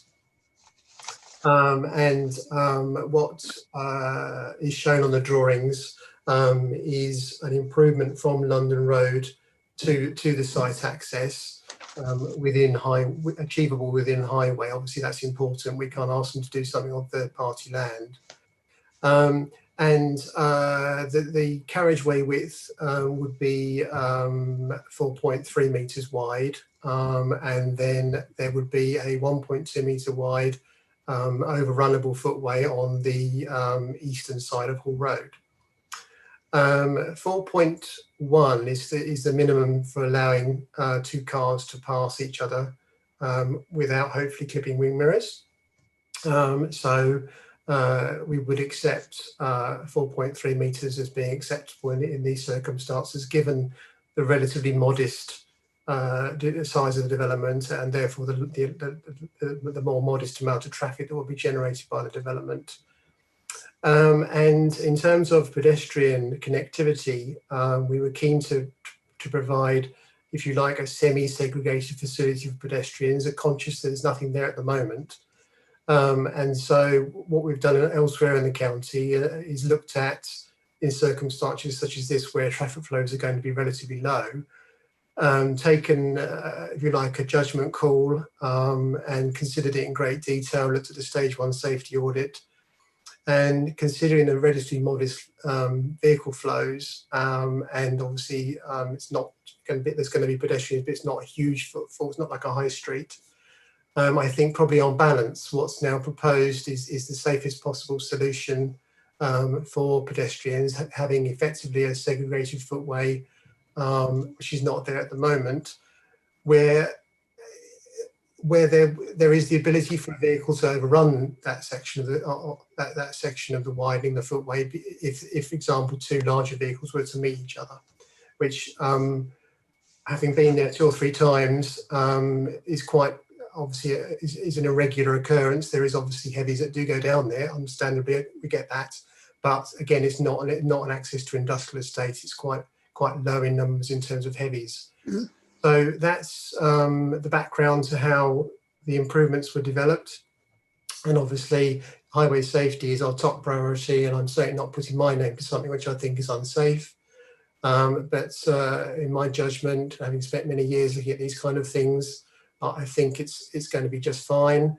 And they're also looking at narrowing down the junction where it comes onto London Road to make it a much nicer place for pedestrians to be when they're crossing as well. At the moment, it's quite an open junction, and vehicles tend to come in quite fast. Actually, if they're coming from the east, when we were standing there discussing the proposals, we felt they were coming around that corner from Colchester actually quite fast. So what we've done is we've negotiated the narrowing down of the access onto London Road, made it far more pedestrian friendly, and with 6 metre radii, and so therefore, if you're walking along London Road, it should feel a much nicer place to be as a pedestrian crossing. Hopefully that helps, and of course, I'm more than happy to answer any more questions. Thank you, Martyn. James, would you like to deal with the questions of prematurity, NHS, badger sets, and flooding? Sure. Yes. So in terms of the, well, I'll do them in reverse order, if that's okay. Well, I think we'll start off with flooding. The site is located in flood zone 1, the low flood risk area. It is a fair bit higher topographically than the Roman River, which sits to the east. So that takes us out of the flood zone. So a refusal on flood zone on flood risk grounds when the site sits within flood zone 1, the low flood risk zone, is not something that officers would recommend. The scheme's been appraised by the lead local flood authority, and they are happy with the scheme. They've recommended conditions that you can see at the end of the report to work on a SUD scheme. A SUD scheme in the indicative drawings, a SUD scheme is proposed. However, that is one that involves kind of buried plastic crates, which the urban designer did pick up on. We would hope at reserve matter stage we could get something a bit more softer, a bit more ecologically useful, a bit more pleasant to look at. So, you know, balancing ponds, swales, that kind of thing. But either way, there's a technical solution to flood water, and this is a site that's not considered to cause flooding harm off-site or be at risk from fluvial flooding from the river. So it's not something we would better recommend refusal on that basis. The ecological report didn't find any evidence of badgers on site, though the badger group did raise that the site is used by badgers. If that's something that members are particularly concerned about, I mean, we have again suggested a condition for the mitigation and recommendation section of the ecological report to be complied with. Depending on the time between this, if it's approved, and a reserve matter submission, we may require an update to the ecological report, and we may require, or if members think it's important, we could require that is refreshed, depending on the amount of time it takes to get to reserve matter stage. Because once the ecological report has passed a year, they're useful to be updated. But that is something that can certainly be worked into the design and mitigated against satisfactorily. The NHS contribution, they don't ask for contributions under 50 dwellings. I don't think that this is a cynical attempt to avoid an NHS contribution, because as you'll see from the contribution section of the committee papers, there is a number of requirements for contributions, some of which are quite sizable. For example, ECC Education have requested just under £500,000. Our own sports and parks and recreation team have requested large sums, as well as have our communities team. So I don't think that's been the be all end all. I think they've gone for 49 because they think they can fit 49 on. But ultimately, the NHS make that call, and they just don't tend to get involved. They have to have a threshold, effectively, and the cut-off is somewhere. Had it have gone to 50, they may have asked for something, but they didn't. So that's where we are. If they don't ask for it, we can't request it for them. So it's as simple as that, I'm afraid. And we appreciate that some new dwellings will create an impact on NHS surgeries in the area. However, it's felt that 49 dwellings is not going to be materially harmful in terms of that increase in use. it was the NHS would ask for something. I mean, it's as simple as that. I think Martyn very eloquently dealt with the road issues. Yes, in terms of the prematurity, I mean, as we've said in a number of these committees now, it is very, very rarely a viable reason for refusal. I don't know if Simon wants to pick up on that, but it's something that the NPPF is really clear on. It's very, very unlikely to be a sustainable reason for refusal. And in this instance, when asked what the rush is, we have an application on the table. It has to be determined. The applicants have not said that they will wait. And as I noted earlier, we would prefer to take these kind of schemes forward in the sites that we are planning to be developed than end up accepting at appeal, unfortunately, the really speculative applications in sites that we consider to be more harmful, less sustainable, and we are getting those through. So these are preferable, and therefore we recommend that it's taken forward on that basis. I don't know if Simon wants to mention anything more about the prematurity argument. Simon, do you want to come in at the very end on that point, because that's really the overarching point? Yes, certainly, Chair. Very happy to come in and on that point. Thank you. Councillor Jarvis, please. Thank you, Chair. I understand that, with outlining plan permission, one of the main considerations is access, and having seen and heard about Hall Road, it does give me some concern, and quite significant concern, in fact. I think Councillor Barton alluded to the Essex Residential Design Guide, which that says that the highway works to Hall Road do not adhere to that. But it also goes on to say that it is only a guide, and therefore it isn't mandatory to follow that. But I just wonder, it must raise an awful lot of questions when you see the width of that road and the fact that you're going to have pedestrians and two-way traffic. I've got severe reservations about it. And also the other point that concerned me was also Anglia Waters. They're not really given a very strong assurance that this will be dealt with within the time frame of the build. And I wonder whether something stronger than that would give prospective purchasers comfort that there would not be a problem with the sewage and water supply. At the moment, they are my observations. Thank you very much. Councillor Loveland, please.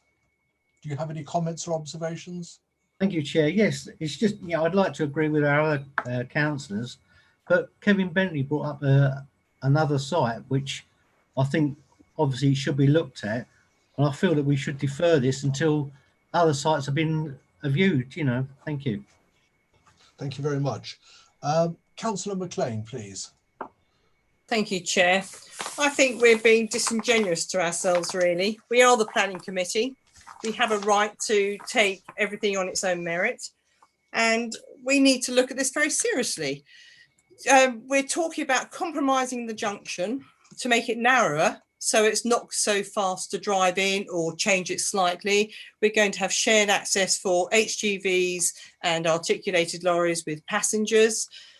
We're trying to convince ourselves why we should be forcing ourselves to accept this.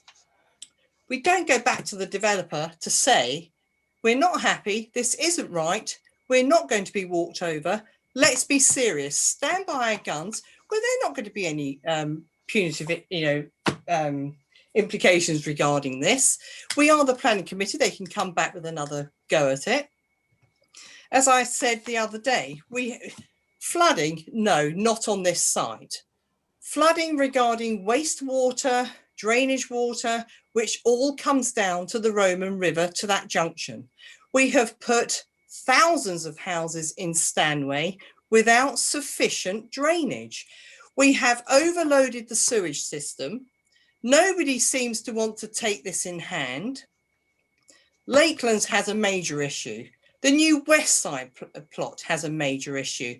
We keep hiding behind the inadequacy of our wastewater. Anglian Water have a duty to make sure the drainage goes away, to make sure we have clear flowing water and sewage gets dispersed of. There are HGV six-wheelers backing into the substation off London Road daily, especially when it floods down by the Swan pub. The Roman River is flooding the bus stop. Now, we know there's a big issue there, but it's been like it for years. Now, I'm not saying no to anything, but we need to get the services right in the first place. Now, this is outline only, and I don't think we should be giving outline permission until we get all the ducks in order to make sure all the services can cope. We're putting a speculative development of 49 houses, which could easily impact of 70 cars off that site, because they can park up and down the road. There's no yellow lines. They'll park on the grass verges. They will disintegrate the country lane. Well, that's neither here nor there. Nobody will worry about that. They'll just park where they like. That's to everybody's advantage if there's no parking restrictions. You have light pollution going out to properties that have had the comfort of not having any car movements coming directly onto them at all. Now, that could be the most irritating part to actually to have happen to a property. Now, we should be actually making sure those cars come out onto a non-front of a house. Keeper's Cottage and the Timber Treehouse property, I think it's called, they will be impacted hugely with light pollution, with cars coming onto the road off the site. We have a duty of care to not cause animosity with the public, but to actually help them and enhance the area. And I don't think this is enhancing the area. And I do think it's premature. It's not in the emerging local plan. And we should say there's something better can be done. There is no room at the school. Yes, we can all throw money into development, give it away to Essex County, to the medical situation, to some other part of the recreation in Colchester. That does absolutely nothing for Copford. We're always giving the money away to never enhance our own area, but to always enhance the town centre, the Northern Gateway, somewhere else out of our area. I think that is wholly unfair for Copford. We should be fighting our corner, which I'm trying to do, to make it the most enjoyable place to live, work and play. We have no jobs really in Copford. We've got a few warehouses. We've got the pub, which has obviously been closed for a matter of months. Where else can we go? You've got a few up Turkey Cot Lane, a few units. We've got some on the other, up by West Side. There are no jobs. They are going to have to all travel out of the area. And I think we have a duty of care as a council to make something second to none to want to live in the area, to have a nice home in the area and to work in the area. And we are cutting them short on that front. I get so frustrated with us always having these coming before us that they're recommended for approval without going through it all fully.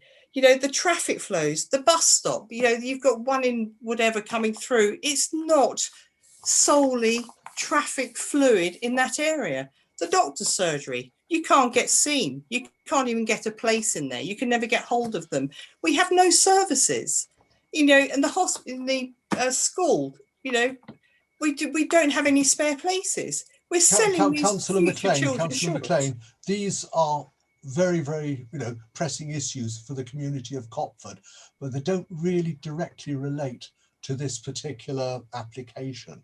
Well, it will do if it's fully accepted, but this is outline. So it will impinge on it if we approve it, because they'll get permission. All right, I'll perhaps ask Simon to come in to deal with the points raised about Anglian Water and the facility and its capacity, as well as the issue of contributions as well, 106 contributions. And the traffic. And the traffic. The traffic is a matter for Martyn Mason, please. Thank you, Chair. Good evening, members. I also am aware, Chair, that you raised the issue of prematurity. Yes. And maybe I should kick off with that one just to deal with it. Yeah. The National Planning Policy Framework is quite clear that in order to justify refusal of planning permission on grounds of prematurity, there are only very limited circumstances where that is appropriate. And two matters have to be demonstrated. The first is that the development is of such a magnitude or scale that its cumulative effect would be to disrupt the whole of the plan making process in effect, due to its magnitude as a single allocation. I mean, this is obviously quite a small development. And the second criterion is that the plan has to be at an advanced stage. Well, clearly the plan is at an advanced stage, but I would obviously advise members that this particular allocation would not derail the plan making process by determining a single major allocation which forms a pivotal aspect of the plan making process. Clearly the NPPF is quite clear we should not use prematurity except in those fairly unique circumstances. So my advice to you would be not to consider any refusal on those grounds alone, Chair. In terms of the sewerage, you heard James describe the response from Anglian Water, namely that they have contingent plans in place that they could deal with providing appropriate means of foul water drainage from this development. We must all recall that any development is only required to mitigate its own impact and not to deal with other problems that may exist in the wider area as a whole. You will have heard Councillor McLean describe various problems that the community is facing in terms of NHS places, in terms of sewerage problems elsewhere. You should set those aside and only consider the direct impacts of this development itself, and not look to refuse an application on the grounds that there are problems elsewhere. In terms of highways, Chair, you're obviously going to refer that to Martyn Mason, which is entirely appropriate. I'm trying to recall the other point that you wish to be addressed, Chair. Contributions. Contributions, thank you, Chair. Go everywhere. Yes, Councillor McLean is quite right. Contributions should be used in a geographically proximate location as possible. However, we do have a borough ward split of 65-35 normally is our established way of dealing with these matters. So we ensure that developments do have both a local provision of increased capacity within the locality, and I'm sure we can describe the exact projects which our colleagues in Parks and Recreation and communities have identified in the vicinity. There would normally be a small element that would be used for strategic borough-wide projects, and that is because these residents will not just recreate within Copford. They will use the facilities of the town centre, and that is a reality. And some of those higher level strategic facilities can only be provided centrally. So for example, normally high level sports facilities such as swimming pools, etc., will not be provided within the ward itself. That simply isn't feasible. But I do understand the points raised by Councillor McLean, and we would normally look to see community facilities, for example, provided as close as possible to the application site, and indeed public open space, etc., provided preferably on the site, with only a small element of that contribution going towards borough-wide facilities. And that is the case because communities have asked for £88,000 towards Copford Village Hall, and the Parks and Rec team have asked for £294,000 towards improvements to Pitts Wood. That's still being negotiated directly with. We had a correspondence today with the vice chair of the Pitts Wood Trust. So there are some debates as to precisely what the money will be spent on, but it's clear that this scheme will have an impact on Pitts Wood in terms of more people living near it, and therefore more people will be using it. So that is a contribution that will directly mitigate the impact of this scheme. And Thank indeed, you. Chair, sorry. should the ward councillors wish to become involved in discussing the heads of terms, the detailed spend of those contributions, I'm sure officers would be pleased to add that to the recommendation that ward councillors are involved and engaged in the detailed agreement of those destinations for spend. Thank you, Chair. Thank you. I now move on. Councillor Oxford, please. Thank you, Chairman. I've got a number of points, actually. First of all, this is not in the current local plan or the emerging local plan. We have signed up to a climate emergency, yet there are earmarked, I think there's 5 trees to be removed. I've spoken to officers who said if a tree is dying, it should be replaced in exactly the same location when the other one is taken out. Obviously, that's not what's being proposed with this one.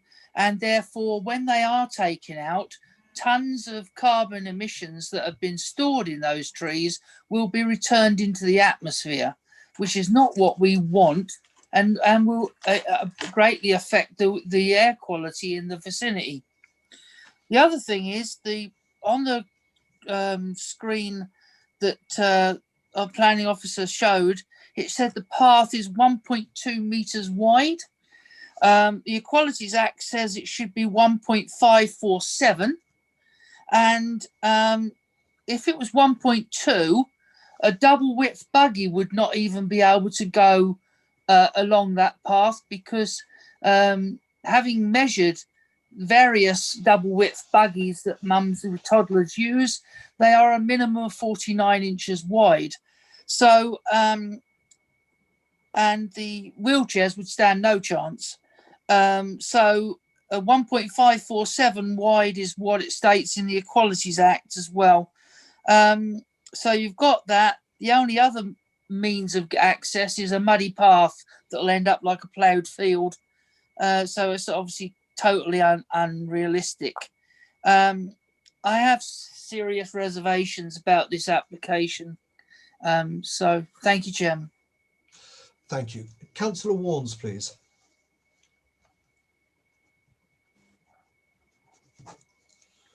Yes, thank you, Chair. I'll ask James to clear this up, but from what I can see, the site is on the Copford and Copford Green Policy SS4 map. Yes. And it is particularly listed on page 159 of the published draft local plan under policy SS4. Yeah, for absolute clarity, it's not in the current local plan, but it is in the emerging local plan. Yeah. Yes, and I've heard a couple of members say that it's not. So that just needs to be put straight. And it relates to west of Hall Road, and there are 5 little points. And it says a safe pedestrian footway agreed with the Highways Authority from the site to London Road to enhance the connectivity with Copford. Well, from what I've heard from the Highways representative, it has been agreed and it is considered safe. Overall, I've listened to what the officers have said, and the mitigations to deal with the direct impact of the site. There seems to be several, and it seems as if they've been gone into the details. So, in my mind, we are looking at something that is within the emerging plan. There is specific policy that deals with it. There are 5 points within the policy. I accept it's not part of the current local plan, but we have taken applications before that have been part of the emerging plan. So I've got nothing further to add, and I'm reasonably satisfied with the officers' qualifications on the mitigations concerning the direct impact of the application in front of us, Chair.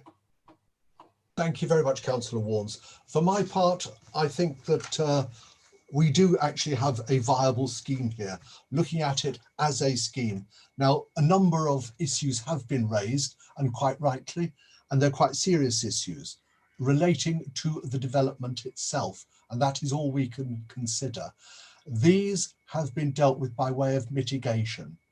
The access to the site, as far as I can tell, and please correct me if I'm wrong, is no more than 100 metres from the field gate to the London road. It's a fairly small stretch of road, and I think the amount of traffic travelling through that should not actually be very great at any one time. So for my part, I'm quite happy to support the officer's recommendation. Now, it's 8 o'clock, and I think we could deal with this fairly quickly. Do I get the impression from the speeches by members that there is opposition? Do I have a proposal to refuse? Councillor Oxford, seconded by Councillor McLean. Thank you. Now, before we move to the vote, this is the moment where I have to invoke the drop procedure and ask the officers about the dangers or the impact or the implications of us voting to refuse this application. Could you advise us, please, Simon? Yes, thank you, Chair. I think we would need as officers to be aware of what the actual reasons for refusal would be. So far, we've obviously heard various matters raised around highways, and you've heard the response from your highway authority experienced highway engineer. So far, there are no substantive grounds I would advise on highways grounds for refusal. We've heard other matters in relation to the layout, which, as you've heard, this is an outline application. So the capacity study, which appeared on your screen, is purely indicative and not to be form part of the material consideration of the application. In terms of the use of the site, as Councillor Warren's identified, policy SS4 in the emerging local plan, this is an allocation. We have, as officers, have yet to identify any substantive harm or prematurity grounds that would warrant a refusal of planning permission on policy grounds. The site is considered appropriate for residential use by your officers, as echoed in the report. I think, Chair, we would need as officers to have more detailed reasons for refusal from the members to be able to advise you further on whether or what the risks would be of refusing on those grounds. So far, we've heard a general move that there is general unhappiness around development on this site, but as yet no substantive reasons that could, in my opinion at least, warrant a refusal. So I'll have to hand that back to you, Chair, but we'll be happy to advise further if the members can identify some specific points that they consider are material harm. Thank you. Do I have any suggestions or for material planning considerations? I'll ask the proposer, then I'll ask the seconder. Councillor Oxford, please. Sorry, Chair, I did press the raised hand thing whilst Simon was talking. I would say very strong grounds for refusal are the fact that the Equalities Act states that the width of the path should be 1.547 metres wide. By having the path 1.2 metres, as was shown in the drawings at the beginning of this item, would mean that a mum pushing a buggy, double width buggy, would have one wheel in or two wheels in the road and two on the pavement, because the path would not be wide enough for them to safely negotiate that 100 metres or 100 feet to London Road safely. I don't think any of us would advocate placing somebody in physical harm. And in so doing, and I would venture to say that the Equalities Act is far more expert on the width of path required than, dare I say, highway engineers. And that's with due respect. Thank you. Thank you. Councillor McLean, do you have any? Yes, thank you, Chair. Material This planning is considerations. this is going to be a car-dependent site, and I think with the access and the shared access with the pavement, I don't think is sufficient to grant permission. I think that this could be done better, and it should come back to us in a different form. All right. In the light of that, I propose to invoke the drop procedure, whereby the decision is deferred for further consideration and discussions between us and the officers. Is that agreed by all? Yeah. Councillor Warnes, oh, you're agreeing. Sorry, yes. Okay. All right then. Do we need any more formality on that particular one? Excuse me, Chair, may I? Please, Councillor Hazel. Yes. I mean, if we agree to the drop procedure, that it will come back to the committee for determination again. Mm-hmm. Yeah. That is the process. Yes. That's fine. Thank you. Do you need anything further, Simon, at all? Chair, we'll be happy to respond on the matters identified by members in relation particularly to access. So we're happy to come back to you with some advice. Thank you very much. I think now at 7 minutes past 8, that would be a good time to have a 10-minute break before we move on to the next item. Could I ask Martyn Mason to continue to make himself available for the next 2 items, please? Thank you, Chair. It's absolutely fine. I've been asked by the officer, Mr. Harden, to stay on for the leisure park application, so that's fine. Well, there's one more at Baker's Lane, which you might as well hear out as well. Why not? Why not, Yeah, indeed? no problem. All right, thank you very much. Please all return at, make it 20 past dead on. 20 past, all right. All right. Okay. And I just remind members just to mute their microphones and to turn their videos off during the course of the break, please.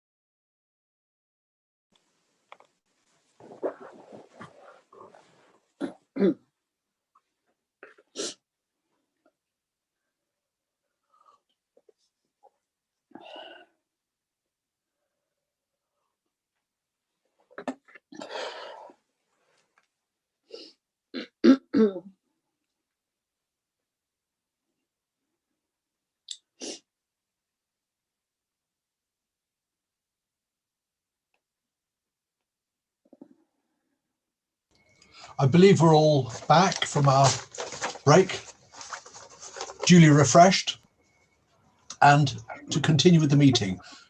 The next item on the agenda is 7.2, Northern Gateway. This is a redevelopment of a site which has a veritable wonderland of cinemas, leisure units, hotels, restaurants, takeaways, a pub, to name but a few, not to mention, of course, balancing ponds and substations and associated infrastructure. This is being presented by Chris. Chris? Thank you, Chairman. Can you hear me okay? We can indeed, thank you, yes. Okay, right, I'll try sharing my screen. Hopefully this will work.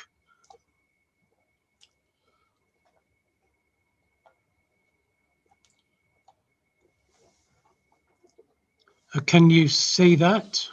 Yes. Good, okay.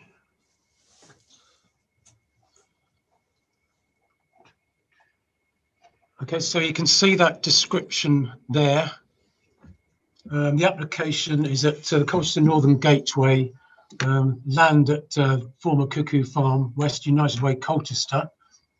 And the application is for the redevelopment of the site to provide a cinema, active leisure units, hotel restaurants and or hot food takeaways, including drive-through units and or public house in the alternative, flexible A3, A5 and or D2 floor space in the alternative. So note the flexibility required for floor space in the description. There'd be a single decked car park, a plaza with landscaping, cycle provision, service laybys, drop-off zones, creation of pedestrian cycle link and associated infrastructure. Hopefully that's come across okay. So I'll take you to the location details now. I'm just trying to enlarge them now. Okay, can everyone see, can you see that, Chairman? Okay.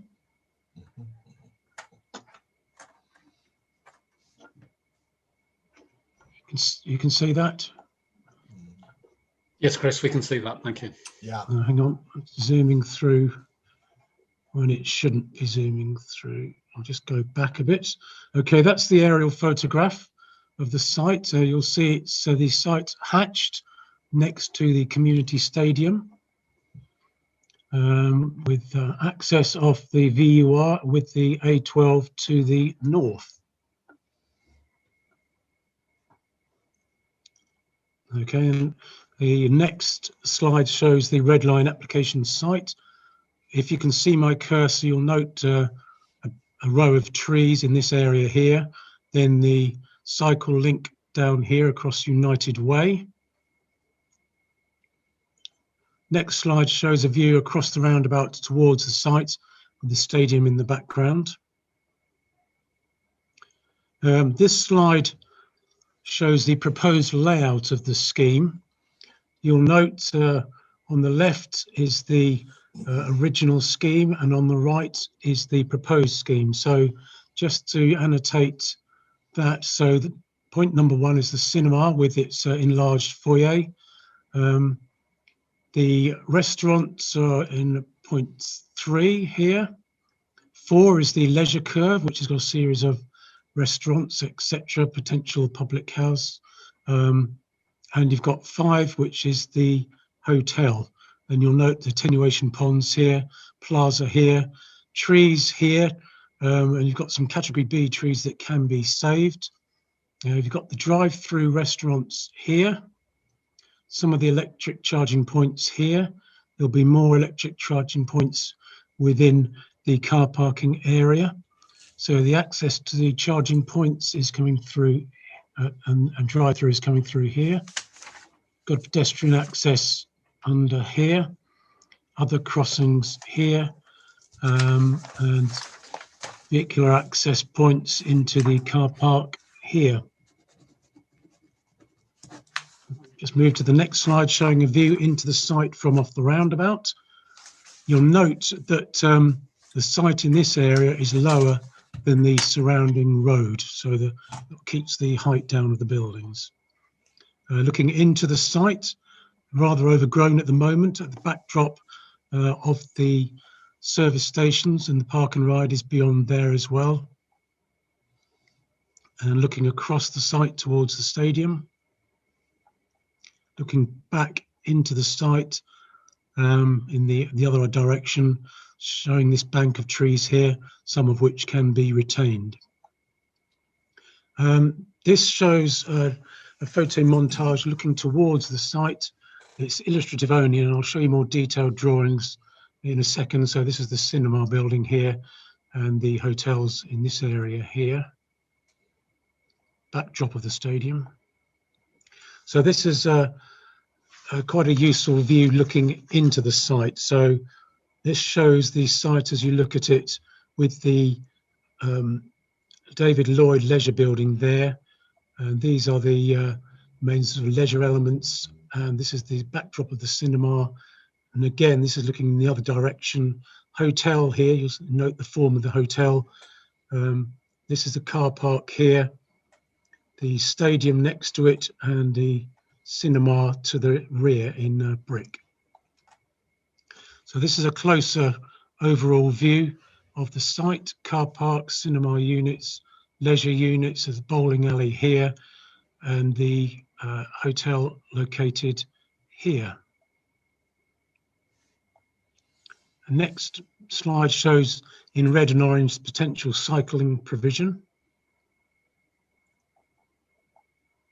Now we go to the more detailed elevations comparing what's proposed and what was approved before. So this is the cinema element. So it's north and west elevations of the cinema.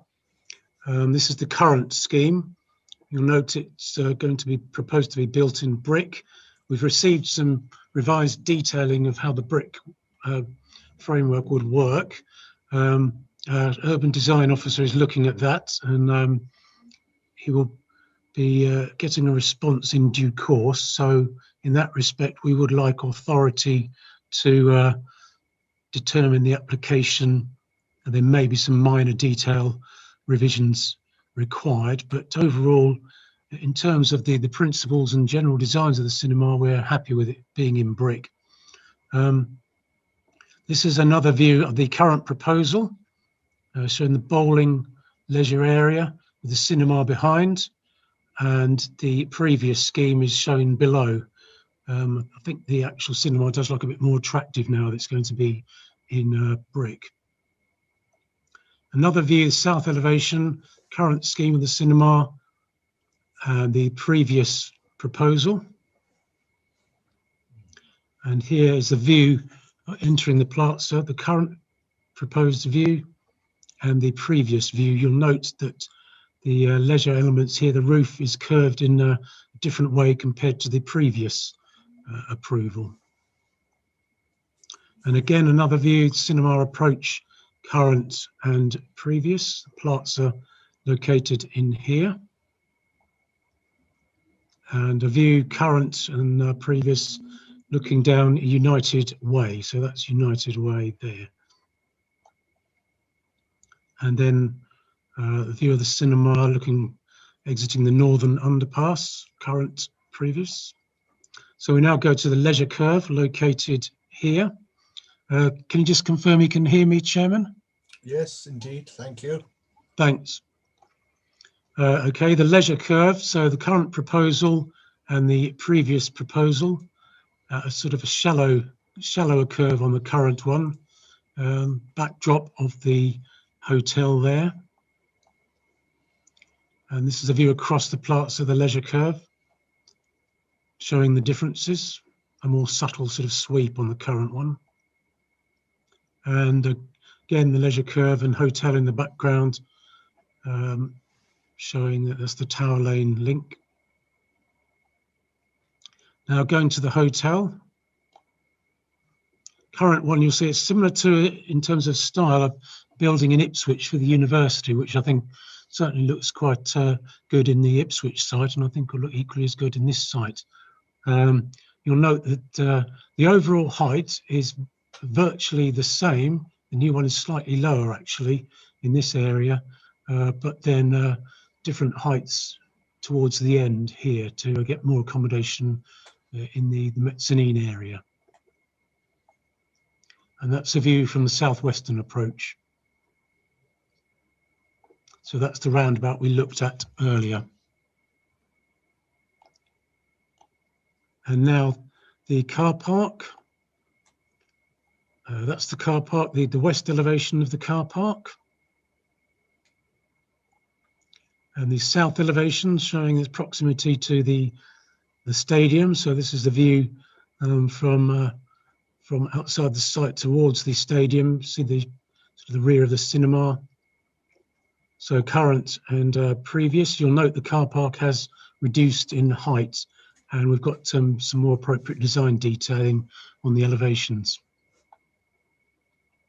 Just car park detailing closer up.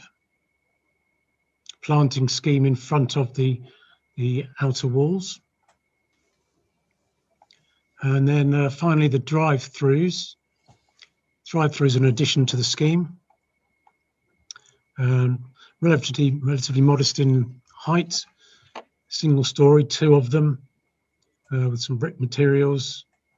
Normal sort of drive-through appearance, really, set relatively unobtrusively. And here are the drawings of the public realm. And this is a view of the cycle link across towards United Way, which will then cross into the site. This type of approach is what is anticipated down the cycleway, so a winding path and then trees and vegetation alongside. And these are put on, Martyn may wish to comment on these in due course, showing potential improvements to junction 28. So they've already made this into 2 lanes, which I tested this morning. So it used to be 1, but it's widened now into 2. So this is coming up from the A12 onto junction 28, 2 lanes here. And a view of the site United Way, showing the end of the cycle path, controlled pedestrian crossings, access into the site, visibility displays in either direction, but they're available if you need to look at them and if Martyn needs to comment. Again, another view of the site, the actual underpass area here. Drive-throughs here, roundabout up here. And then when we get into the public transport strategy, these diagrams are here to show potential routes to be being improved with, this is for the CNG site funding only. And then this is it's another drawing of the potential highway improvements relating to the sports hub, which is just across there. And then this is another route if the other CB sites are going to fund the route. And then finally, this is a plan of the trees here. The category B trees will be retained. 1 more will be retained compared to the previous scheme. I think I'll stop sharing that now at the moment. And now I want to go back to the original layout, so that's clearly in front of you.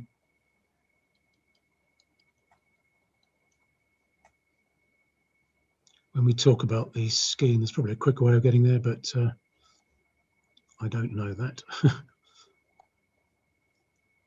So in terms of planning considerations, you'll note from the summary of the application in the committee report that there are elements of this scheme that are a departure to the local plan, and that's relating to the cinema and beverage aspect of the proposal.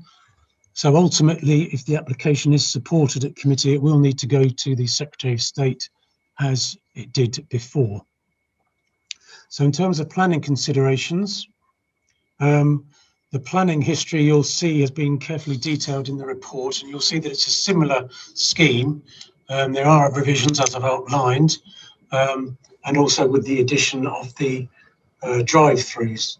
And you'll note that the application was approved in 2018, the previous one, so it's still extant and is a fallback position if so desired by the applicant.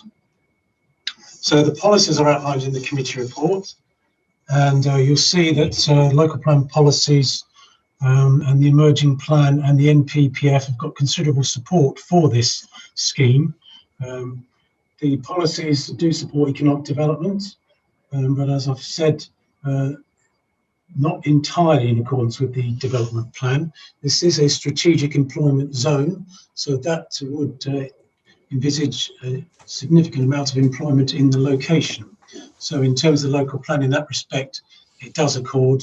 The element of cinema, food and beverages does not accord, hence the departure. But there are material considerations to justify why it is acceptable to depart from the original elements of the local plan. Firstly, the employment provision on site will still be applicable and maintained. The emerging local plan has progressed further forward compared to the previous approval, so that offers more support in that respect, and the policy in the report is carefully detailed. The application will still allow the employment land delivery targets to be met, and there are other material considerations outlined in the report, and these include the Chris, your voice is starting to distort and become quite distant there. So if you keep close to the microphone, please. Okay, can you hear that now? Can you hear that okay, Chairman? Yes, much better. Please continue. Thank you. Okay. Yes, so this allows the delivery of the employment targets, which is in the local plan objectives and in the CNG master plan. Other material considerations are the financial benefits of this scheme and also the job creation benefits. So the material conditions are carefully outlined in the committee report if you need to discuss those in more detail. So the departure is justified in our view, as was deemed justified in the previous case. Another very important aspect is the sequential test and the town and regional centre impact assessments. And those are gone through in great depth in the committee report. So I will do a brief summary of those. I won't go into a great deal of depth at this stage because the report does cover the issues. But this is to confirm that there has been an analysis of the submitted leisure impact assessment. A local plans team has assessed that, the case officer has assessed it, and the independent consultant has analysed this. And it is concluded that the proposal does meet the sequential tests and the impact on the town centre and other regional centres tests. It is concluded that the potential on other sites, for example, the Vineyard Gate, the Colchester Town Station, North Station, High Station and Tollgate Village, they're either not available or not suitable, or neither available or suitable for this scheme. So those sites have been ruled out on grounds that are considered to comply with the provisions outlined in the NPPF. The site is therefore remaining sequentially preferable, this current site. The sequential test is passed, including having a regard to the size and nature of the proposal. It's included there would not be a significant impact upon the town centre in terms of its proposed uses. Cineworld, or a similarly large scale proposal, has got regional importance and so has got a different offering compared to that provided within the town centre. That includes the cinemas as carefully detailed in the report. So given that the fact that the sequential independent impact assessment has been backed by an independent consultant and very carefully assessed, and was also deemed on the previous case to not represent a problem, including under judicial review, it is now considered there is a justification for supporting the scheme in respect to sequential and impact assessment grounds. This will be the subject in principle to a legal agreement as outlined in the report as before. Thus, in terms of the principle, the proposal is considered acceptable. Just to confirm that in the legal agreement on this particular aspect, there will be a no poaching aspect to ensure that there are not uses from the town centre poached onto this site. So the scheme overall is acceptable in principle. So we therefore now go into the detailed issues of the proposal. Hopefully you can hear me acceptably now, Chairman. Indeed, yes. Good. Okay. Just take you through the slides now. This is a good slide for the design and scale and form of the proposal.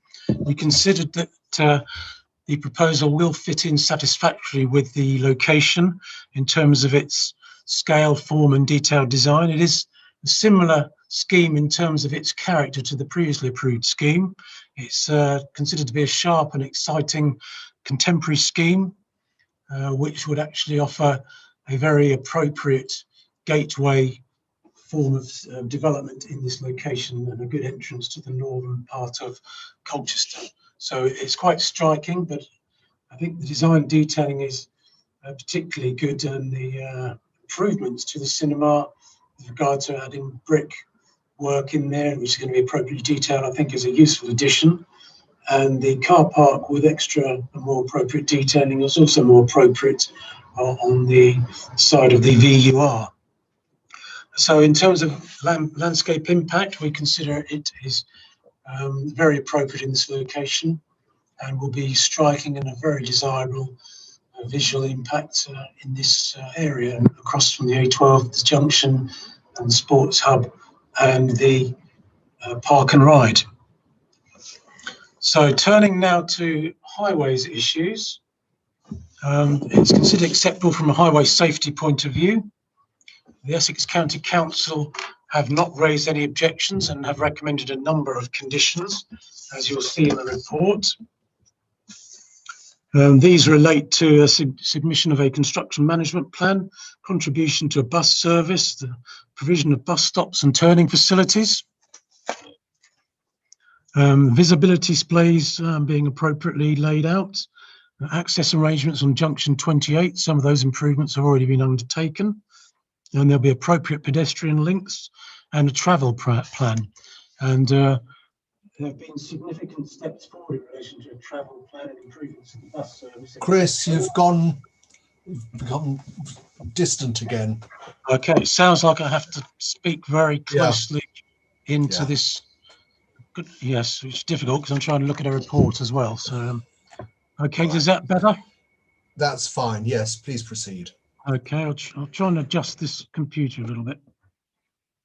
Okay, so we have received details of a revised bus service. So details of that are in the report and the bus strategy, but if you need to discuss that further, Martyn Mason is on hand as well for that.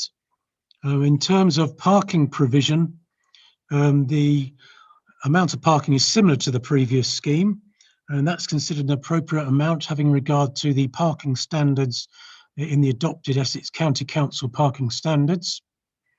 There are going to be a number of electric charging points as well, and you'll note the specific number in the report, and there is potential to increase that number if demand actually is forthcoming. So you'll note the infrastructure in the report is available and can be tapped into if required. There are also the required number of disabled parking spaces, which is 5% of the parking provision, and that has been carefully checked in the parking standards, and that accords with the Essex County Council parking standards advice. So overall, the scheme is acceptable in terms of highway safety and parking provision, and we do have the highways officer on hand if further detailed questions are going to be put in that respect. So I'll now turn towards the impact on residential amenity. You'll note that the scheme is generally quite a distance from nearby or residents that are in the vicinity, but they are a long way away. So we do not consider there's going to be any significant impact upon neighbouring residential amenity, or indeed the amenity of occupiers of the other sites, you know, the commercial sites nearby. In terms of trees and vegetation impact, as shown on that plan previously, there will be some tree removal, but we will be retaining more of the important trees than were retained on the scheme before. The oak trees, category B, will be retained in the plaza, one more than was going to be retained before. And there has been an adequate justification to allow the loss of the other vegetation. Our tree officer has been consulted and is happy with the justification. There will be additional landscaping enhancements on the boundary and within the site. We have received a revised landscaping scheme, which our landscape officer will look at, but the revisions requested were relatively minor, and it looks like from an initial look from the plan that they have been taken on board, but we will see what our landscape officer says when we get a comment back from him. So we would like authority to approve minor landscape revisions if required, but overall the basis of the scheme is considered to be very attractive and would enhance the character of the area. So in terms of other issues, the proposal does accord with the neighbourhood plan as detailed in the report, and the relevant policies are listed there. It's acceptable from an ecological point of view. The appropriate surveys have been undertaken. In terms of drainage, we've got a drainage scheme submitted, which the Essex County Council SUDS team are happy with.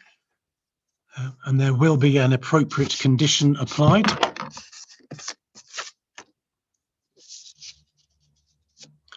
So I just need to mention some comments about the conditions.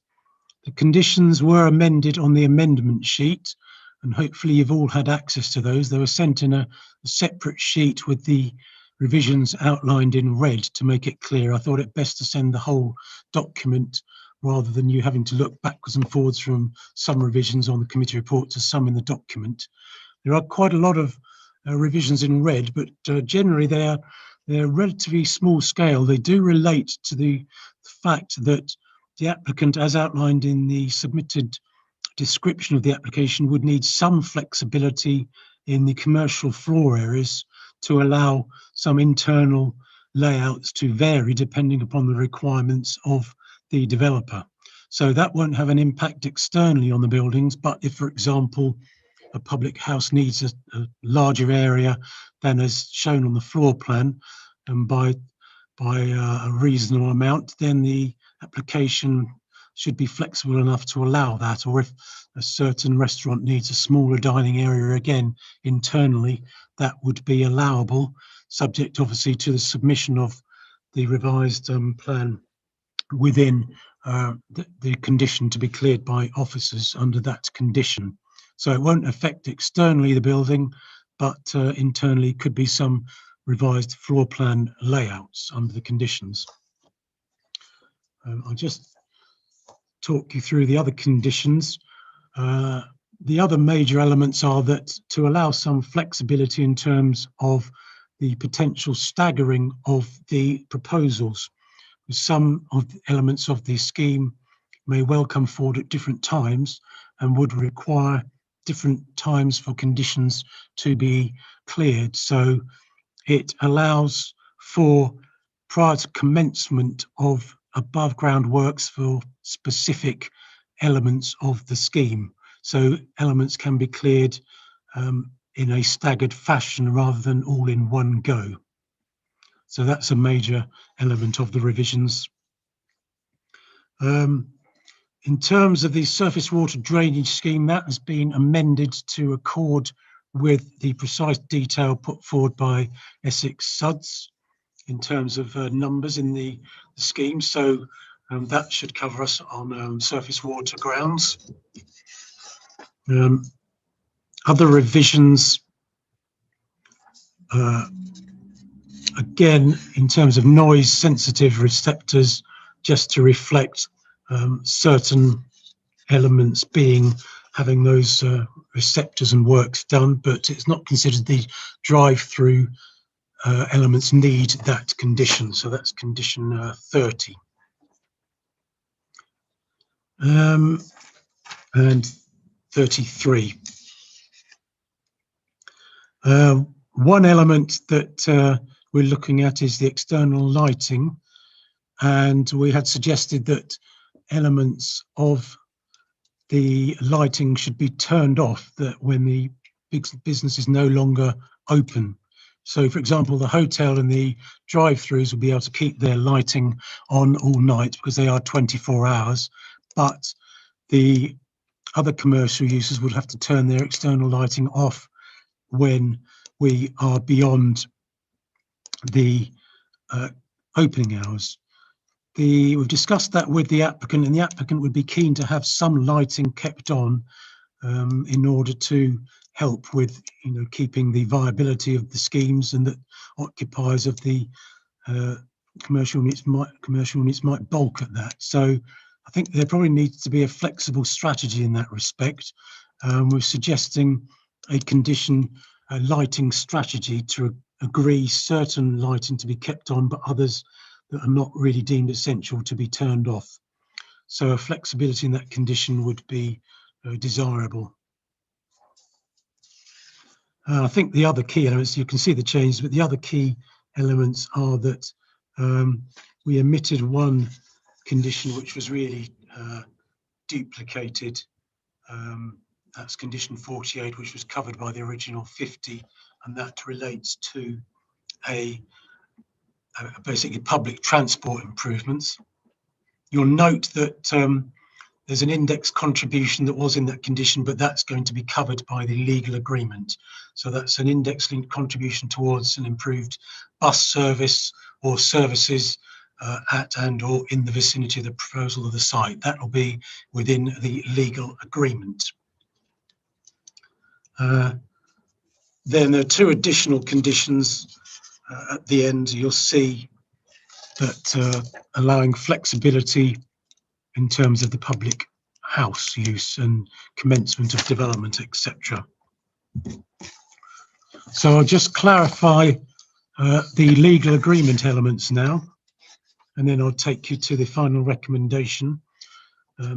So the legal agreements following this recommendation of approval would be authority to approve subject to minor design detailing revisions, as I outlined before, and then the legal agreement to include the bus service criteria, a public transport contribution. We've also got other elements in there that were in there before in the previous application of a targeted number of job opportunities. We do think that one element that should be taken out, and that we don't think we can justify, is a contribution to ensure the litter does not impact upon the amenity outside of the site. There is a litter collection condition, and our development team did not ask for a contribution for litter outside the site, and it was not in the previous agreement. So having discussed that, we don't think we can justify that element in a legal agreement going forward, but it should be appropriately covered under a condition. And then lastly, as mentioned before, the legal agreement to cover a no poaching agreement preventing relocations of Class A3 uses from the town centre to the application site. And then on completion of the legal agreement, the head of services to be authorised to grant planning permission. That will be following the application being taken to the Secretary of State and him hopefully agreeing we can press forward with the application. So hopefully that covers the issues, and I will now go back to not sharing my screen. Has that taken the sharing off the screen now?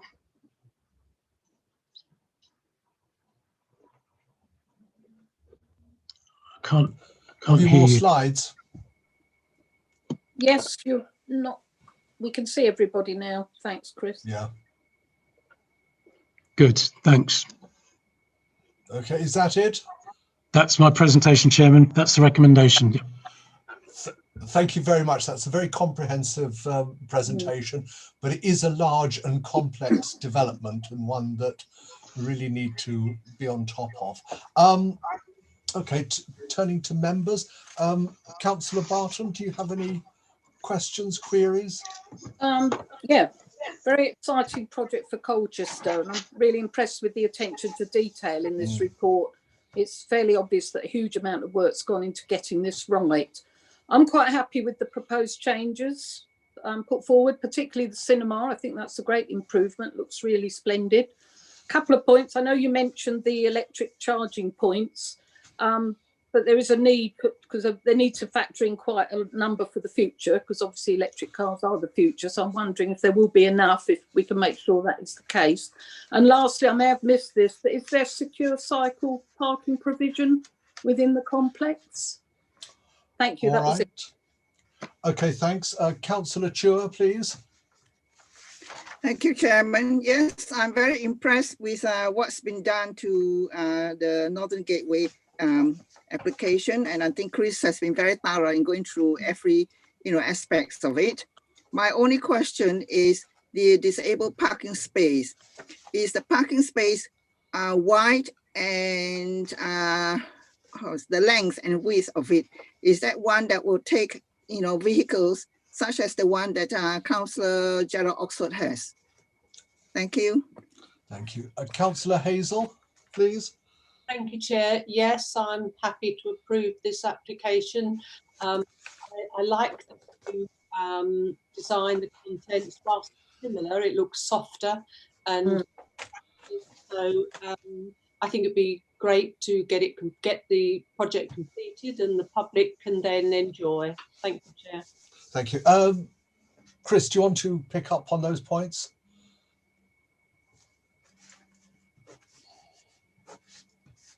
Muted, Chris. Chris, would you like to pick up on those points? Oh, he's out. He's sickling. Yeah. Oh dear. Right. Simon, are you able to step in there, please? Yes, I'll certainly try, Chair. In terms of the car charging points, I think Chris described as a condition in there which is flexible. We believe that the overall provision is quite significant and sufficient, and there is actually a dedicated pod of parking up towards the northern end of the site, which I think Chris showed you on his presentation. There are secure cycle parking areas within the scheme, and in terms of the disabled parking spaces, they will have to comply with the adopted parking standards. They are larger spaces, as Councillor Cllr correctly identified. And I don't think Councillor Hazel, other than being supportive, raised any specific questions. Hopefully that, as a generality, answers those points. Thank you. Councillor Jarvis, please. Yep. Thank you, Chair. Yes, this is I think a very exciting development, and I would like to say thank you to the officers, how they prepared this and how they presented it this evening. Very thorough job. The only questions I had in mind really was, first of all, I looked at the sequential test side, and that's fully explained as I've said. But I did have concerns about the cinema. I did think that perhaps the town cinemas would be affected by this development. And I wondered whether they had any feedback from those two proprietors there. The other thing I was looking at was, just hold on, I think it was the other question I raised was the no poaching clause.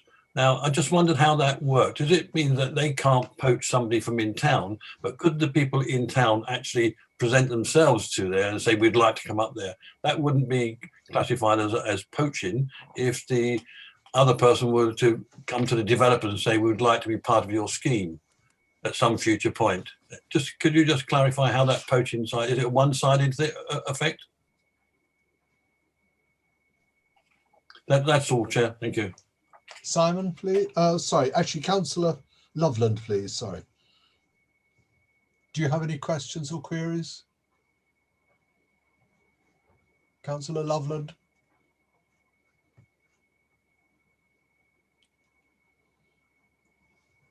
Can I come back to you then in a moment? Councillor McLean, please. Thank you, Chair. It is quite a comprehensive layout and plan. It's good to see it come to fruition if we allow permission.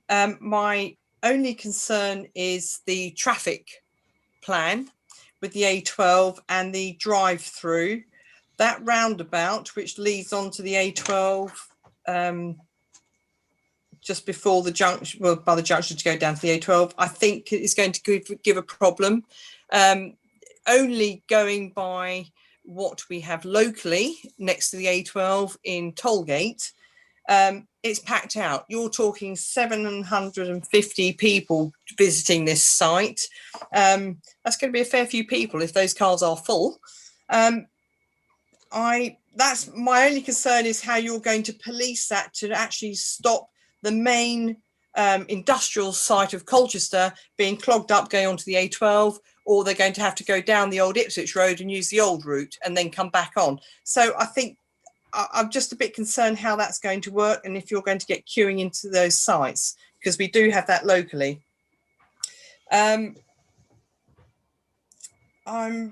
It's a single-storey car park, you say, is that right? When it's not a multi-storey, judging by what I was hearing. And the other concern is the set down with the bus and the car. How large will that be, and how will that share out? Because this is going to be very popular. It's going to be a very busy area, and it's all for it's all about on balance of how they're all going to work together. Please. Now, I knew there was a reason I invited Martyn Mason to remain. Actually, Martyn, would you care to address those issues relating to access, the A12 highways, etc., and Simon can deal with the non-motorised aspects, please? No problem, Chair. Thank you very much. As part of the application, there was, as before, there was a comprehensive transport assessment and involved both authorities, both highway authorities, Highways England. And so I can hear myself. Hold on, Chris. Oh. Yep.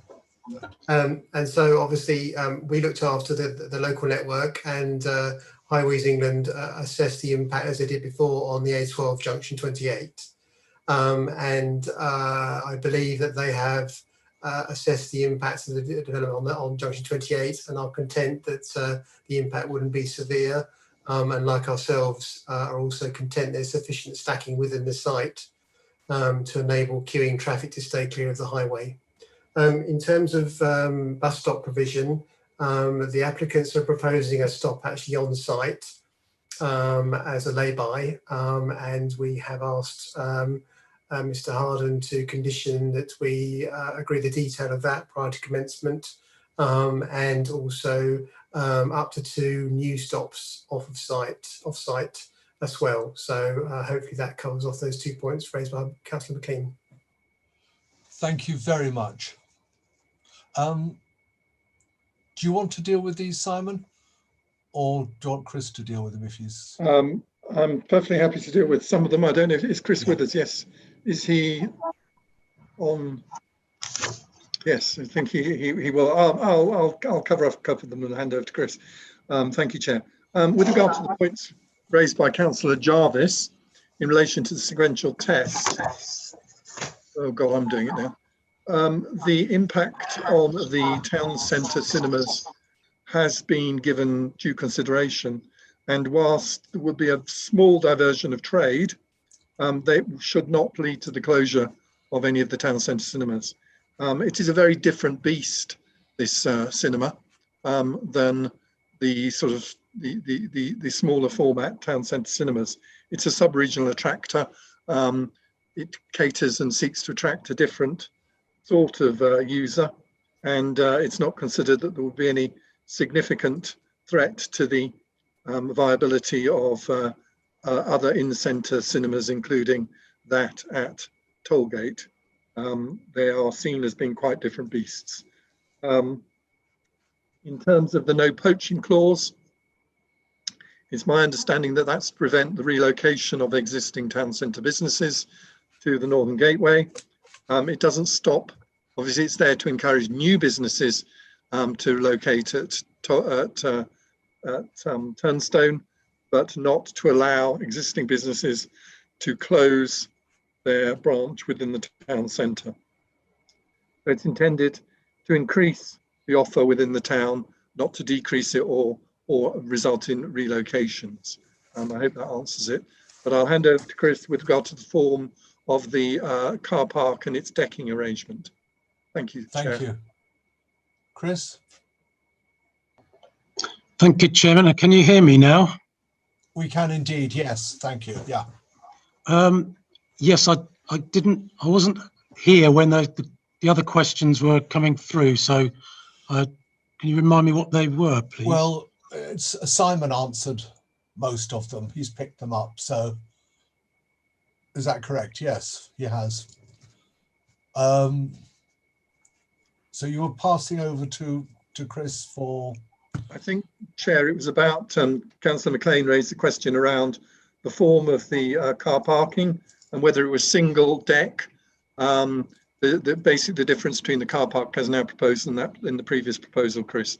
If you can just go through that, that'd be great. Yeah, this is just a single deck above a parking area now, so it's reduced basically from what it was before. And then it's got different external appearance, which has been improved from our point of view. So yes, it has changed. But right. To clarify, the number of spaces has not changed, has it? The number of spaces has gone down very slightly to reflect the revised arrangements in terms of the hotel and leisure, etc.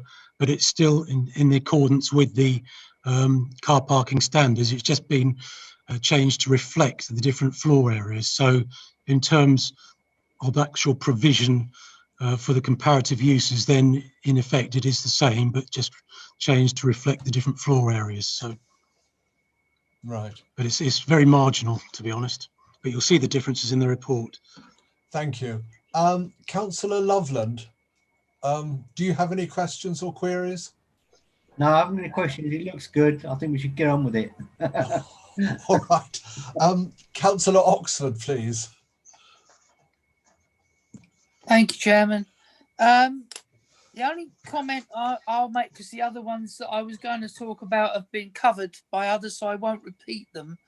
But the difference, if I'm right, if I've read it right, the difference between the last application and this one is that they're proposing 2 drive-through fast food outlets that weren't previously in the application. So I'm a bit concerned about the off-site lack of a contribution, because I'm aware in our ward that we get loads of McDonald's wrappers dumped in our ward, where what I call the drop zone. They get it in the town centre. By the time they've eaten it, they throw it out the windows. And then you've got the same with Kentucky Fried Chicken on Ipswich Road and so on. So I can envisage a similar situation in Mile End getting it and the A12 getting it. So I'm just a touch concerned that because they weren't part of the application before, there wasn't a contribution for it, which I understand. But now that they are a part of the application, should there not be a contribution? That's it. Thank you. Thank you. Councillor Warnes, please. Thank you, Chair. Yeah, overall, it's a very comprehensive report, and if passed, will produce a good addition to Colchester's leisure options. There's a couple of things I wanted to raise in relation to parking and drainage. In terms of parking, how will a match day parking, how will that be policed? Because this car park is right next door to the stadium, and there's a lot of pedestrian traffic on sort of match day, with people walking in from as far afield as Severals. So if you're going to have additional parking, I can see how that might well become attractive some people in top. You see cars backing up to the roundabout if some of those parking spaces are being used whilst people are visiting the football ground on, on sort of match day, and that will then cause traffic congestion. So I'd be interested in the highway officer's thoughts on that. The other one is to do with drainage and the prevention of water pollution. I notice on Amendment 44, they're talking about a possible alternative to oil/petrol interceptor tanks. Now, interceptor tanks are a tried and tested method of stopping oil and sort of petrol leakage from large-scale car parks getting into the watercourse. But their major defect over the long run is a negligence of sort of maintenance. So I wondered whether an agreed maintenance schedule is a better way to make sure that the efficiency and longevity of a tried and tested method such as interceptor tanks is basically used and continued to be efficient in the future. And I'd like a bit more detail on, because it just says via an alternative treatment method to be agreed in writing with the local planning authority. Well, I mean, obviously SUDS might well have a role in that. Are we thinking about a lot more porous or, permeable surface than the regulation asphalt that might allow the water to actually drain through and then be sort of carried off to a off-site? But I'd just like to know more before we look at using something as an alternative to a long-standing tried and tested method, which does remain efficient so long as it's properly maintained. And what might be missing is an agreed maintenance schedule. Thank you very much, Councillor Warnes. For my part, I think this is an absolutely excellent scheme, and I think it really will enhance Colchester. I think the idea of such a large investment plus creating up to 450 jobs is certainly welcome. So I will keep it brief at that.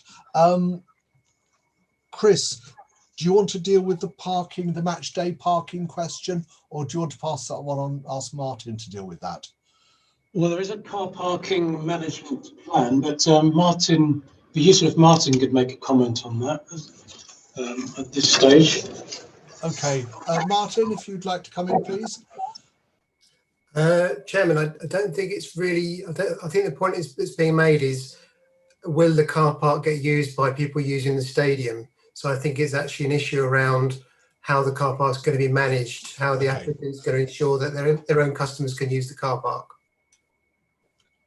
Okay, thanks. Chris, would you like to pick that one up?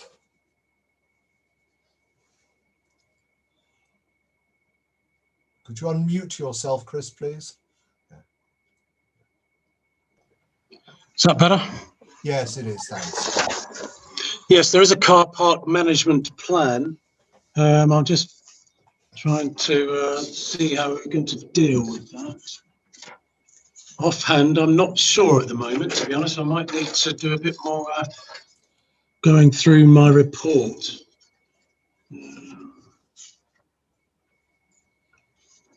I might need to come back to that one, Chairman. All right. Okay. It shouldn't take me long to find. Councillor McLean. I can comment on the other items if you'd like. Okay, if you could do that, and then Councillor McLean comes in. Yeah. Yeah, I'll come back to that one. I'll comment on the other items. In terms of the litter, I think it's a valid point and up for discussion, really. The question is, do we think we can justify a contribution for litter, being put into a legal agreement? Do we think a condition would control that appropriately? It's a good question, because drive-throughs are different, significantly different to some other uses, and they can produce extra litter. It'd be interesting to see what Simon's view is of that, as to whether we think we could, justify something more in that respect. The drainage aspect, obviously, this is a very detailed point.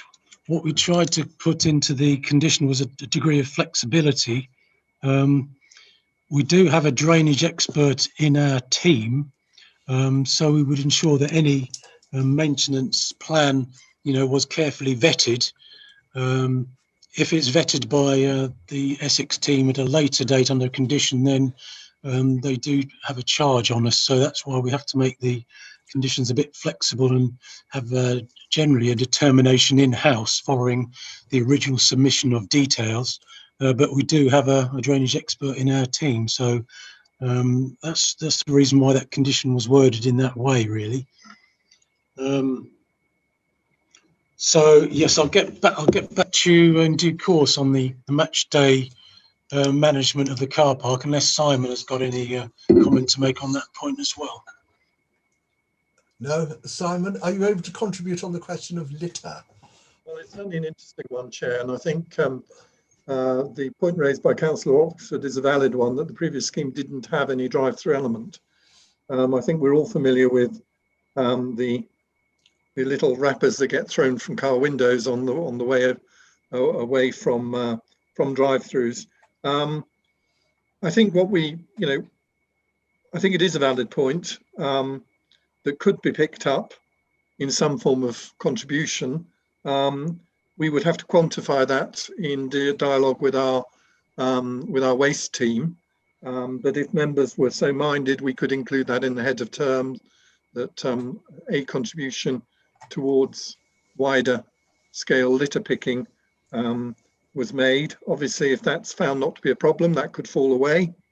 But if it is found to be a problem, that could certainly combat quite an unpleasant element associated with drive-throughs occasionally.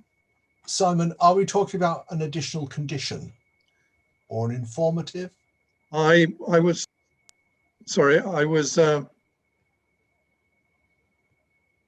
more suggesting, Chair, that we maybe have a potential head of term in the legal agreement for a financial contribution towards litter picking.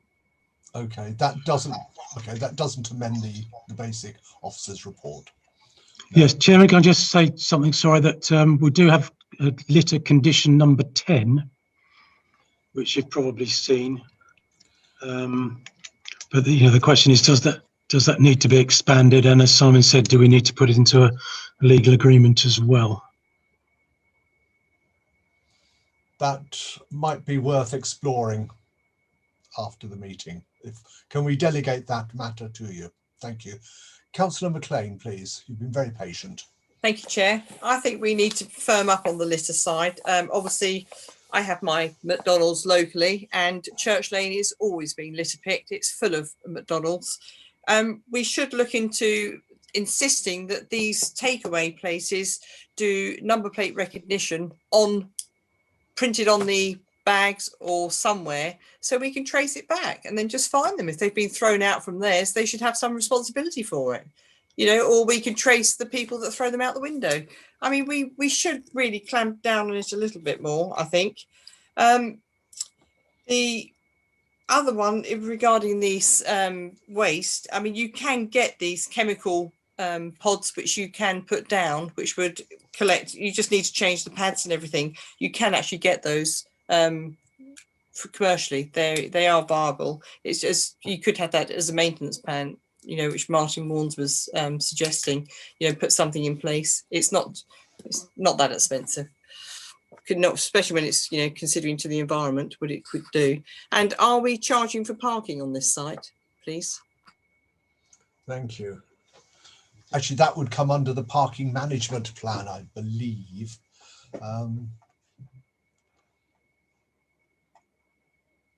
Chris, have you? Yes, Chairman. I'm trying to find the parking management plan. It's very detailed, and it'll be conditioned, as one of the approved documents. Basically, it's similar to the previously approved one, and I do recall it did have a lot of detail in terms of number plate recognition.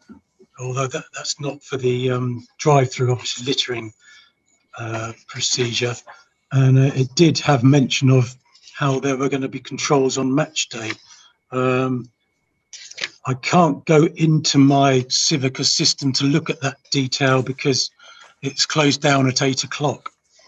So I can't get into that detail into the system. But there was a lot in the parking management plan, and it did include elements that you mentioned about number recognition and match day controls and things like that. But I can't get access to it at the moment because it's all right, you know, well, it's closed down, I'm afraid, after 8 o'clock. No, that's all right. I mean, I appreciate you're in a somewhat difficult position and unable to answer. So is this something that we could delegate to officers to look into? And could this be the subject of a separate report back to the committee, or would the committee members feel happier about that? I personally think we could delegate it. We delegate it. Chair, I think it'd be helpful if members set out clearly what they wished us to achieve and then delegated it to us. I'm sure we'd be happy to negotiate that. Is that a meeting that could take place? I mean, is that something we can leave till later, or is that something we must do now? I'm sure the agent's sitting there thinking he knows exactly what the answer is, and I wish I could. I think, Chair, if you give us clear parameters as to what you wish us to achieve, we're very happy to go away and seek a resolution to those points. Yeah, I think Chris summed it up correctly. It's trying to make sure that the people that want to use the leisure facility are able to park there on match day, and they don't end up getting caught waiting to get in because the car park is basically overflowing because of its proximity to the junction and of the pedestrian crossover. So it does need to be managed, and any of us that had experienced the parking around the old Colchester United ground would actually understand that. Thank you. Chairman. Sorry, Chairman, can I? Yes. Go ahead. Actually, Councillor Chllr first, then Chris, please. Yeah. Yeah, also we need to know the question that Jacqueline asked about the parking. Is it free, or is it, you have to pay for the parking? Well, that hasn't been answered. No, that's absolutely correct. Well, Simon. Sorry? The parking is ticketed, so I would imagine there is some form of parking charge. It may well be that users of some of the facilities get a rebate, I don't know, but I'd imagine that forms part of the car park management plan. Clearly there must be a mechanism, as Councillor Warren says, to stop just random parking associated with match days taking over the whole of the facility. And I'm sure the operators will wish to prevent that, to protect their customers. Otherwise, clearly the whole thing would just be swamped. So I'm sure that is something which does form part of the parking management plan. Right. And if it doesn't, we can ensure it does, Chair. Thank you. I think going back to Councillor Oxford's point about the litter, I think we would, I think the committee would probably like you to go away and explore ways in which the litter issue could be mitigated. Is that, I mean, I appreciate that's a bit open-ended, but it's about the best I can think of at this time of night. Subject to that's something we can delegate to you, but subject to that, I propose we move to the vote. Yeah, unless you have Chris. I've still got my hand up, Chair. Sorry. Councillor Warnes, please. Thank you. Yeah, I wanted to come back on the issue I raised about prevention of water pollution because of the damage that does to the environment. I think it is something that I was concerned about the proposed amendment. It opens up a lot of gaps, whereas interceptors are a tried and tested method, and I would want assurance that any alternative is based on how effective any alternative would be compared to tried and tested interceptor tanks when properly maintained and not leave a gap through basically saving of costs just because it's cheaper to put in an alternative rather than having to dig a hole and put in your sort of interceptor tanks, etc., etc. So I just want assurances that that amendment doesn't create a loophole which can then be used to simply cut costs. Chris, are you able to answer that particular question? Yes, Chairman. I'm not a drainage expert, but on the other hand, it's a good point. We do have a drainage expert in our team, so I think what we need to make sure is that we do tie it down, as required, basically, and not allow any loopholes. So we'd look at that very closely. I think it would be achievable. And as I say, we do have a drainage expert in our team, so I'm pretty sure we could come up with a scheme that hasn't got a loophole in it, and discuss it, further amongst ourselves, and be very careful with the wording in that condition. But it's a valid point, and yes, it does need to be addressed very carefully. Thank you. Do you wish to follow up on that, Councillor Warnes? No, that's fine. That's a good enough answer. Thank you. Right. Are there any more questions or queries on this particular one? Chris, please, you want to come back? Yeah. Yes, thank you, Chairman. Just with regard to the parking management plan, I managed to glean some information, and basically it should hopefully alleviate concerns that the customers of the actual units would not pay for parking, but people who did not have provide or be customers for the units but just parked on match days would have to pay for parking. So it's considered that would be a good deterrent to avoid masses and masses of people parking on match days, because they would have to pay and the people using the units wouldn't have to pay, and there would be, as stated in the report, the automatic number plate recognition and cameras situated at the entrance as well. So hopefully that should avoid that problem of people not being able to park on match days, because there is this deterrent of people having to pay if they don't use the facilities, basically. Right, thank you. Are there any more questions or queries at all? And are you happy with the query on or your instructions on the delegation of the litter issue? Okay, can we move to the vote? Do I have a proposer to approve? Oh, right, Councillor Barton, seconded by Councillor Warnes. Do we want to take this by a show of hands, Richard, or do we want to go through the school roll? No, you need to go through a formal vote, Chairman, okay, which Jan will administer for you. Right, thank you. Okay, so Councillor Barton. 4. Councillor Chua. 4. Councillor Hazel. 4. Councillor Jarvis. 4. Councillor Loveland. 4. Councillor McLean. 4. Councillor Oxford. 4. Councillor Warnes. 4. And Chairman, Councillor Liddy. 4. That's unanimous then, Chair. Thank you very much. We can now move on to the next item on the agenda, 7.3 Westhouse Farm, Bakers Lane. Again, that's you, Chris.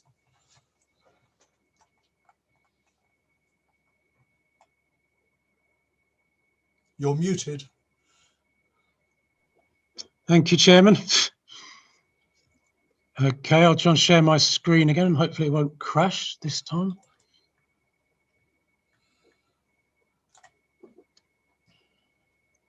Can you see that, Chairman? Indeed, thank you, yes. Good.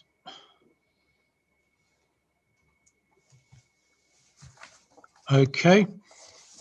So this application is at Westhouse Farm, Bakers Lane, Colchester, and it's for the change of use from agricultural land and the erection of 3 holiday lodges.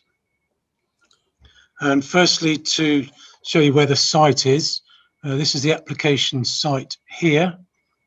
You'll note it is in pretty close proximity to Colchester and within close proximity to the major road network.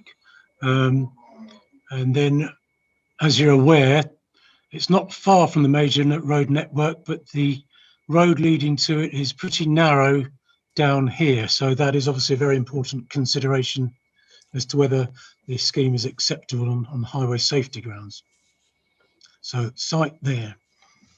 So closer view of the application site.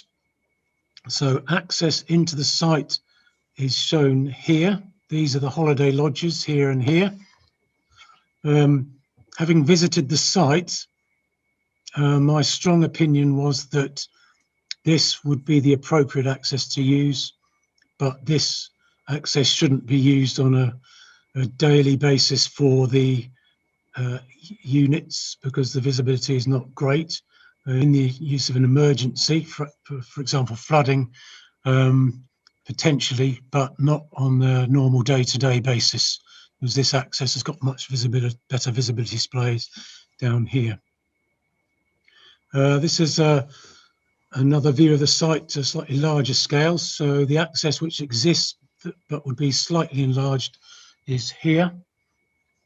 Hopefully you can hear me okay, Chairman. And yes, the lodges would be here. So there'd be 2 here on the lower element of the site. The site does rise up, and then you'd have another one on the higher element here. You've got the golf complex located here, existing farmhouse here. So an aerial photograph of the site. This is the site here, access is in here, row of trees here, neighbouring property here, more vegetation here, more open up here with the golf course adjacent. And that's the other access which I didn't like down there. And here's a view of the lodges, relatively typical in terms of scale and design for holiday units, with a wooden cladded finish and a slate style roof, narrow gables with a bit of a floor area here to sort of stand out on and get access out of the building. So each lodge would be like that. So 2 here and here. This plan shows the elements of vegetation that would need to be removed. A small element at the front here, but the remainder of the hedge can be retained because the visibility displays are quite good, and I'll show you those in a minute. There will be 1 tree lost here and some vegetation lost here. They'll be shown on the photographs, but they are immature and young trees that have not got a significant amenity value, and replanting could actually be an enhancement, you know, with an appropriate landscaping scheme.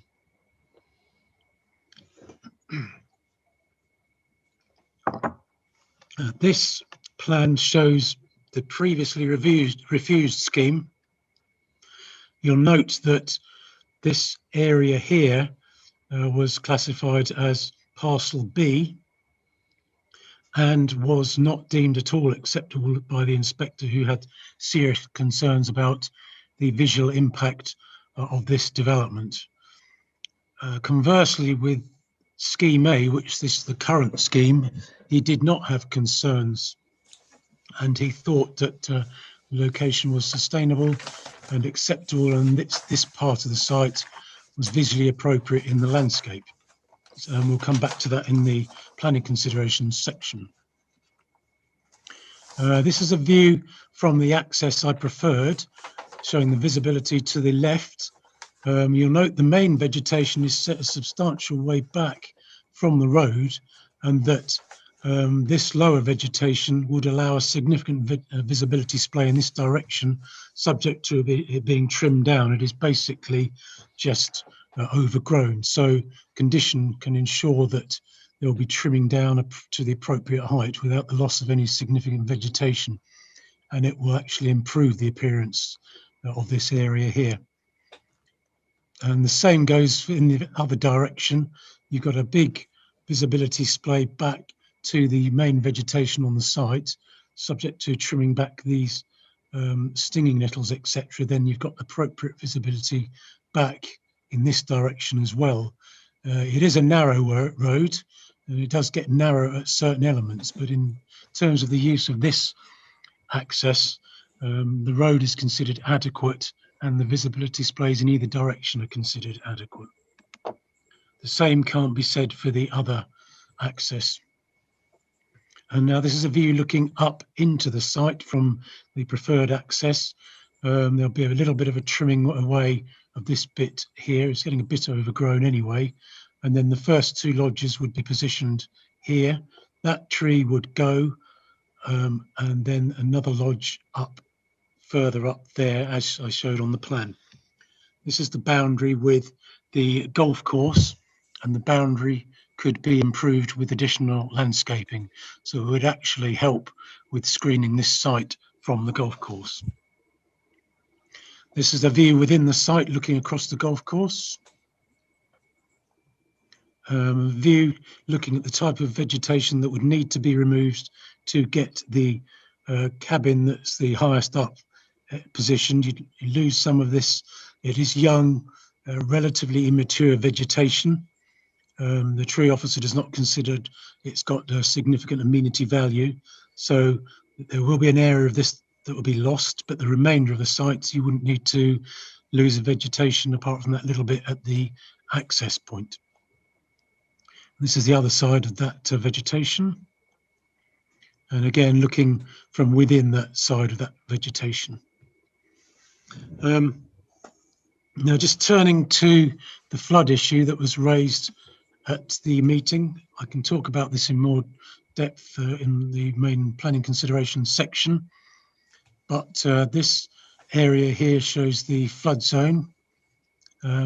It's correct that some of the road would flood, but the site is not within the flood zone, and as the land does rise up, then it would need to be pretty significant, certainly to hit the main holiday lodge here.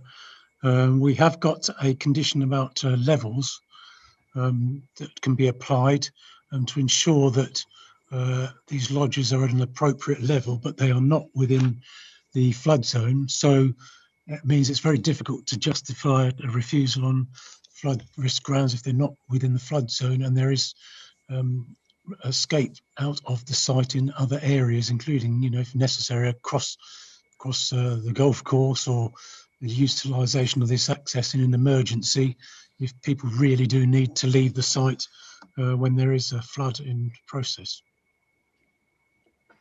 Okay, I'll unshare my screen now,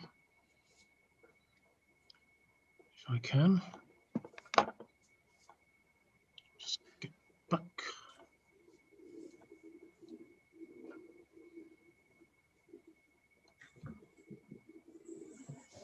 Okay. So I'll just go through planning considerations. So in terms of the principle of the proposal, two strands to this really. We do need to have regard to what the inspector said on appeal.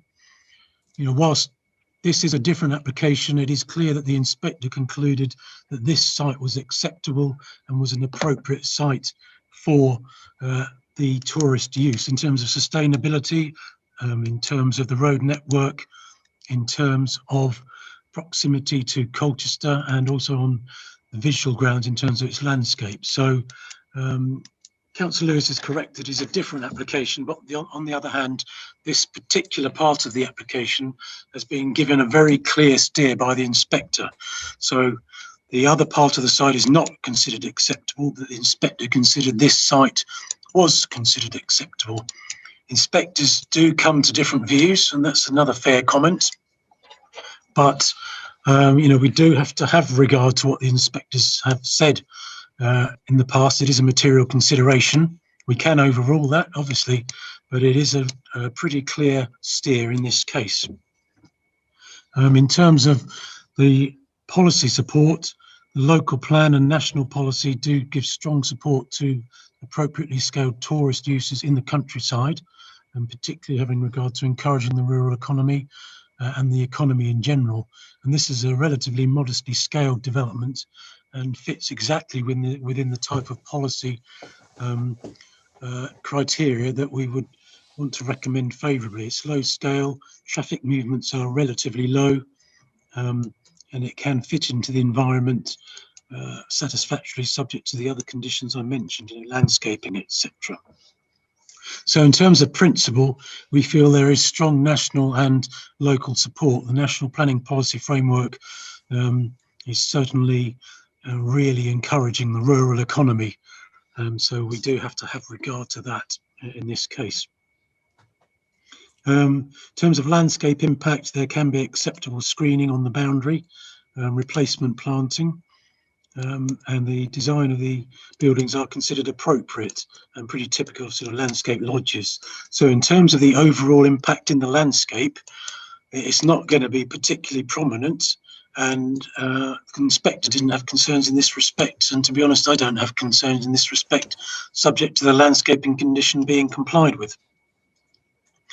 Highway safety is an important issue. I've touched on that in fair detail already. The visibility displays for one of the accesses is appropriate. The Highways Authority are happy in terms of intensity of use. The road is narrow in places, and then that's acknowledged. A lot of country roads are narrow. This is not a great distance from the main road network. So in terms of distance, having to travel on a narrow country road, this is relatively small scale in terms of length. There are a lot of other holiday sites which you have to travel along country roads in far greater distance. This is a short distance, and one of the access points should not be used only in an emergency, which again cuts down on the distance you have to travel. So overall, it's considered acceptable from highway safety, subject to getting that minor vegetation trimmed back, which would actually visually improve items. Martyn Mason may wish to comment in due course when the questions are open up on that. There will be strict conditions. So in terms of impact on residential amenity, we're happy with that. It's a relatively low key use.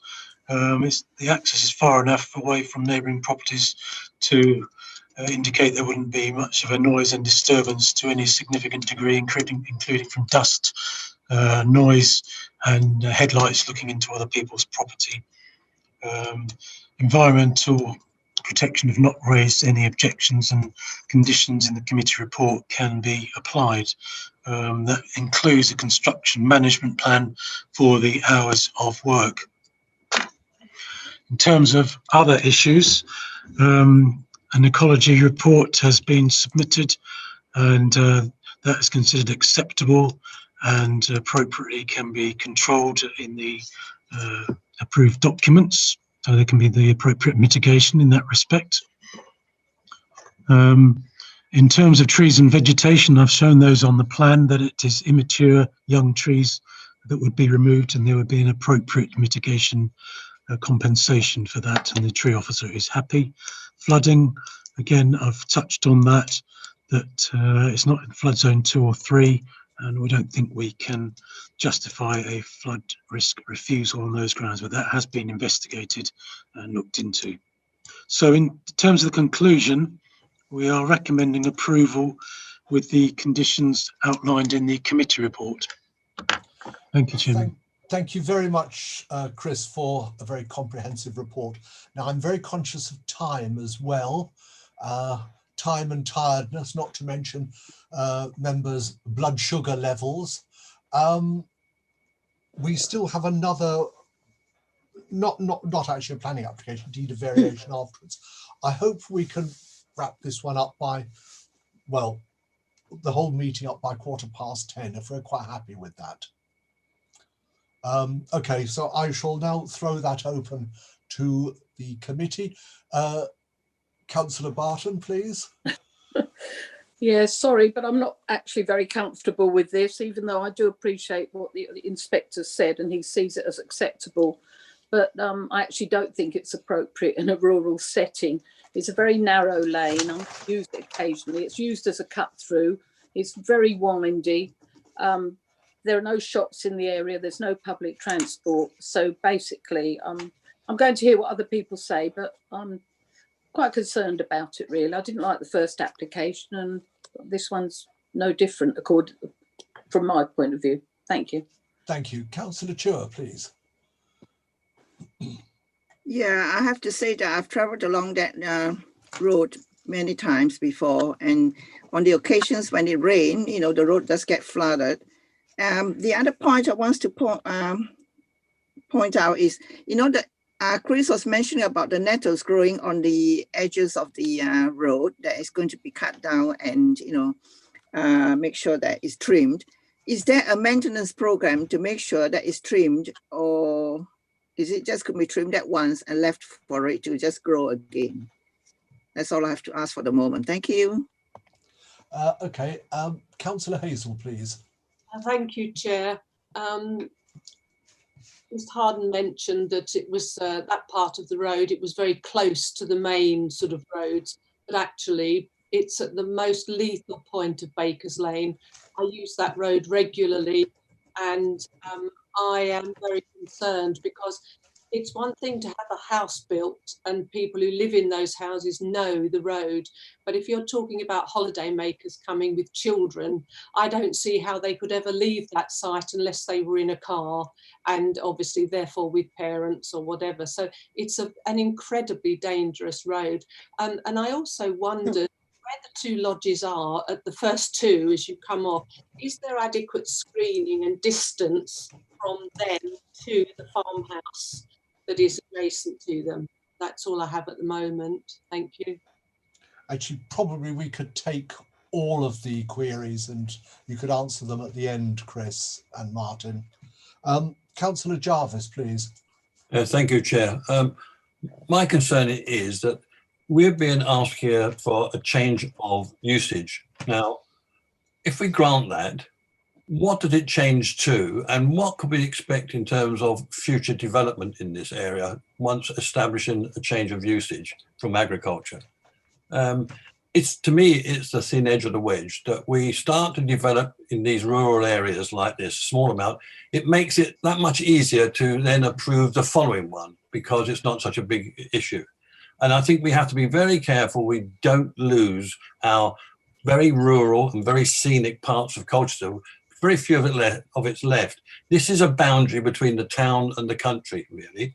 At the moment, I think it was described in that report as an unspoilt rural lane of substandard width and alignment and lacking footways. Absolutely, it is. And if you create a small development on here, you will damage that scenic view, that scenic atmosphere as well. And you're going to have cars parked on there as well as the lodges. It's not just going to be lodges. You're going to have cars parked on there. There may even be a recreational park for children that will come in the future. There's also talk about the access being used both going as access and egress. Now, that's also going to have parking, directional signs. So again, another encroachment on the visual side of this particular area. And I think it's damaging, and we have to be careful when we approve change of usage from agriculture to leisure, what it might entail in the future. There's going to be more traffic on that road there. I think most members who experience it acknowledge that it is a dangerous lane. I've lived in there 44 years and it's gone beyond recognition because of the volume of traffic linking up to the A12 and the numerous schools along Lexton. So it is a busy road. The splay lines that will be had to be put in place will also damage the view. It's me, the danger is it's beginning and the end of that rural part of Colchester. And I think we have to protect it. The other point raised was about the sustainability that, you know, if you're going to encourage leisure activities to people to get off there and get out of their cars and into their bikes, which I think Councillor Bentley referred to in an earlier application, this site here doesn't come to terms with that. If you want to use the tennis courts, you're going to have to drive there because it'd be far too dangerous to walk down to the tennis courts. And if there's not a direct access to the golf course, you'd have to do the same there. So it's not encouraging people to be able to cycle down there or walk down that lane. It's far, far too dangerous with far too much traffic in rush hours. So my objection to this is really what it's going to do in terms of future development. And I think we have to say we have to protect this area and keep it into agricultural usage rather than open it up into other developments that will no doubt come in the future. It's my points at the moment, Chair. Thank you. Councillor Loveland. Yes, thank you, Chair. A step on from Councillor Jarvis, the actual site can be used for how long? You know, are the actual units going to be used for a monthly thing, 3 monthly, 6 monthly, or like a lot of sites, they get used for 11.5 months a year, and people go on holiday for a month and come back and live in them for another 11.5 months. You know, what is the regulation on this site? Thank you. Thank you. Councillor McLean, please. Thank you, Chair. I can understand where the applicant is coming from. If you show the slide with all the fields they have and where they are next to a river, they're meadow sites that only fit for grazing. And of course, the site is not sustainable for farming. So unfortunately, they have to diversify and go into something else, which is what a lot of people are having to do. Holiday lets they're seeing as the option that will be acceptable, because they're trying to encourage leisure travel in the area, bring people to Colchester. The trouble is the site is so small. It's going to have a detrimental effect to the property on the south. You know, they're going to be people coming to the area to party, to have fun, to, you know, enjoy the countryside. So that could be a nuisance to them. The site seems small to my mind for 3 lodges. I could understand with maybe 2. Backing onto the golf course won't give a problem. But I think the 3rd at the bottom, you're going to need an area, because if they're 2-bed properties, you could have 2 cars for each lodge if they've got friends coming to stay, or if they're children. It all depends what they're used for. But you need to have services on the site. And is it big enough for those services?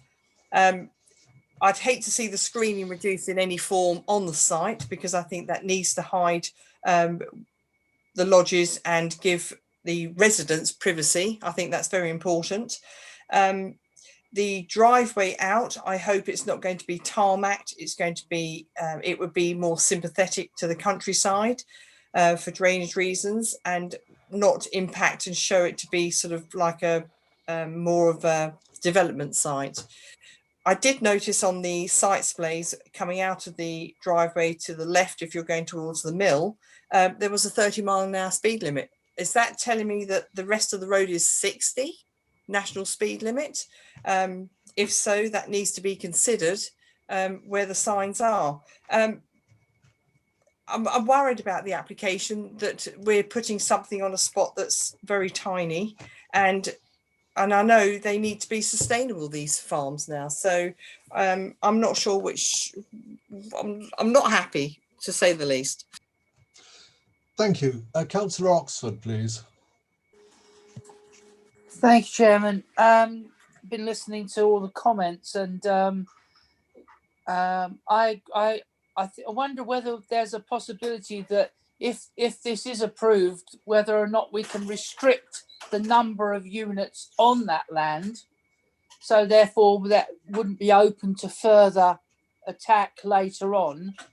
I am concerned about every time I hear the words about loss of the environment, and Jackie just mentioned it as well, about the hedges and the trees. They take an awful long while to get where they are at, and then we just discard them in a second without any thought.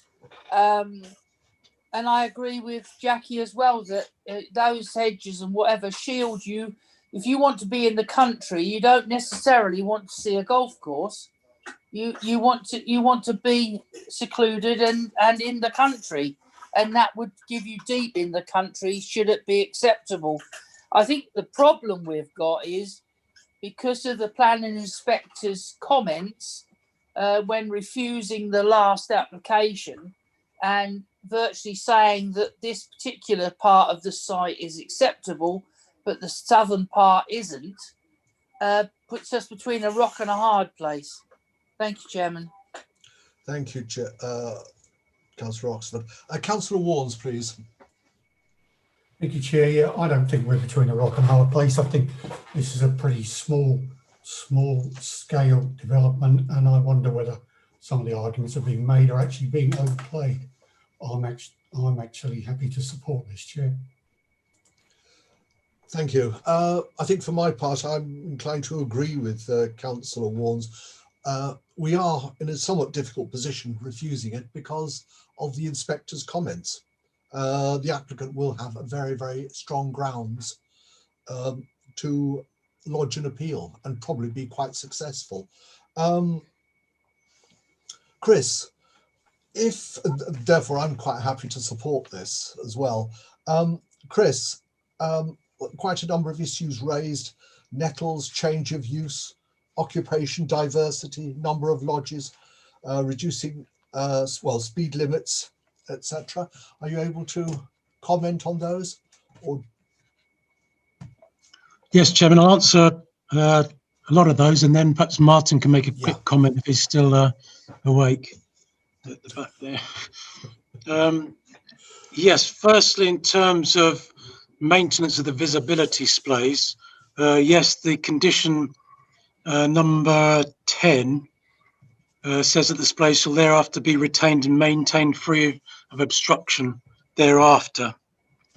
So they would be maintained, basically. Yes, in terms of screening the property adjacent, there's quite a hefty bank of trees there, very thick. So the actual site is quite well divorced from the neighbouring property in that respect. You know, it's pretty thick hedgerows. You could probably see from the photographs in the aerial photograph. There's a big wodge of vegetation there. So in my opinion, that gives it quite a good degree of separation from the neighbouring property. In terms of farm diversification, yes, a lot of these farms do have to diversify into different uses to essentially balance the books. And tourism is one element, and this being 3 units is relatively small scale, and you know, it is pretty sustainable in terms of distances from built up areas. A lot of tourist units are actually a long way out into the countryside, so this is relatively sustainable. The road hasn't got footways, and to be honest, I don't think we'd want it to have footways because that would undermine its rural character. And a lot of rural lanes, you know, don't have footways in the countryside. You know, that's a fact. That if they did, they wouldn't look as rural. So it wouldn't be good to have footways, in my view. There could be some access and egress signage, but we could put a condition on agreeing the detail of that, you know, so it's a very traditional sort of wooden boarded sign, low key, hidden within the site, so that it's not going to have a visual impact in the lane to any significant degree, no more than a farmer's sign would, you know, indicate, you know, tractors turning or something like that. So we could keep it a very rural type of sign if required. Let's see what else there was. Future use of the site. Just because we allow 3 tourist units doesn't mean we would allow, you know, any more. Each application would have to be judged on its merits. It would be granting approval for 3 holiday units of the form shown. My view is that if you wanted to try and get more there, I think it would probably undermine the offering, the tourist offering you're given, because if you're cramming them in like, you know, a caravan site, you're undermining your own desirability, really. So I think there are sort of natural limits to how many of these units you could get on there. I don't think it would give carte blanche to any more. You know, each case would have to be judged on its merits, and you know, there could be an argument where a certain level of intensity is reached and you wouldn't want any more. So I don't think you can say that just because you're allowing this, then there's going to be a whole lot more coming along. we would have the control over that. In terms of the use condition raised, there is a condition in the report limiting the occupation of the units to tourist accommodation. And that's holiday accommodation condition number 21, which limits it to, let's see, families or other groups for any period exceeding 28 days in any 90-day period. So that means it doesn't become a permanent use or a first home, basically. That's the tourist occupation condition. I think that's probably covered the points. Councillor Oxford said, can we put a restriction on the number of units? By potentially granting permission for 3, that does control it to 3. We couldn't put a condition on saying you can't have any more ever, because you can't put that type of condition on. But you know, it doesn't mean it would allow any more. It would have to be judged on its merits. And there may be that there is a limit that the site can take, and that whether that's reached it with 3, that's certainly my view. Initial view is if you have any more, you are undermining the offering of something being appropriate in a rural area. But you know, we'd have to look at it if something did come in. I think the highways issue is a very important issue. I think I've covered that from my point of view, that it's a short distance of road. The visibility displays are good in either direction. We're limiting it coming out of the site to 1 access. The Highways Authority haven't objected, subject to conditions. But Martyn Mason may well now want to step in and make a comment to cover further highway concerns that have been raised. Thank you, Chris. Martyn, please. Thank you, Chair. Mr. Harden has kindly covered off one of the points that I was going to answer, which is fine. It's the visibility display requirement, as Mr. Harden has set out. The condition requires displays to be kept clear to ground. And I think the other highway point that was raised was around the change of the speed limit. It is 30 into de-restricted. Yes, I can confirm that is the case. Right. Thank you very much. Simon, would you, in the light of the inspector's comments as written in the report in paragraphs 16.8 to 16.11, would you care to advise the committee on the implications of those comments, please? I would, Chair. I mean, first I'd like to refer members to paragraph 83 of the framework, which does actually say under the heading of supporting a prosperous rural economy, that planning policies and decisions should enable sustainable rural tourism and leisure developments which respect the character of the countryside. And I think really, Chairman, the inspector's conclusions go to the heart of this, in that he concluded that the development on this parcel of land would respect the character of the countryside and clearly would contribute to the rural economy. And I do think that, given that it is very low key, I mean, three letting units is small scale in reality, and is controlled. You know, there is no threat of this spilling over or growing into something else. I think we would be on quite dodgy ground in the absence of any substantive reasons for refusal.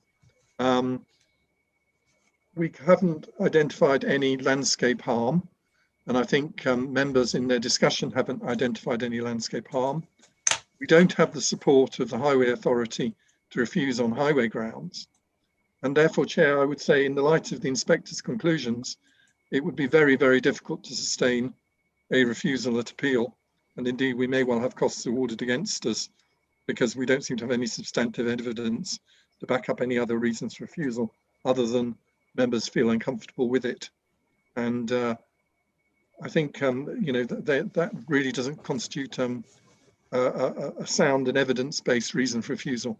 So my recommendation to you would be to stick with the approval as recommended, because to do otherwise would be to straying into extremely dangerous territory. Thank you, Chair. Thank you. Now, do any colleagues have any queries, further questions or anything like that? I will now ask for a motion. Is there a motion there to support or the officer's recommendation, please? Councillor Warnes, do I have a seconder? Well, I will second it. Was that you, Councillor Oxford? Yes, it was. Okay, you're seconding it. Okay, fine. In that case, we then move to the vote for that one. Richard? Shall I call that, Chair? Sorry, yes, okay. Jan, yes, if you'd like to call the school register, please. Will do. Councillor Barton? Against. Councillor Chua? For. Councillor Hazel? Against. Councillor Jarvis? Against.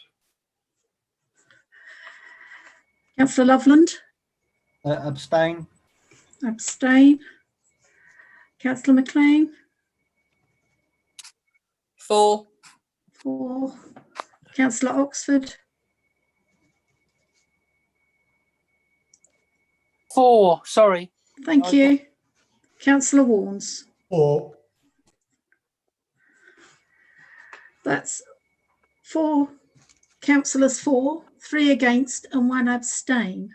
I think Councillor Liddy, my I'd like to apologies. vote as well, and I will Sorry, vote for Chair. it as well. Oh dear, I'm so busy adding up. Okay, so that's 5 for, 3 against, 1 abstain, so that's carried. My apologies. So thank you. So the officer's recommendation is approved. Thank you very much.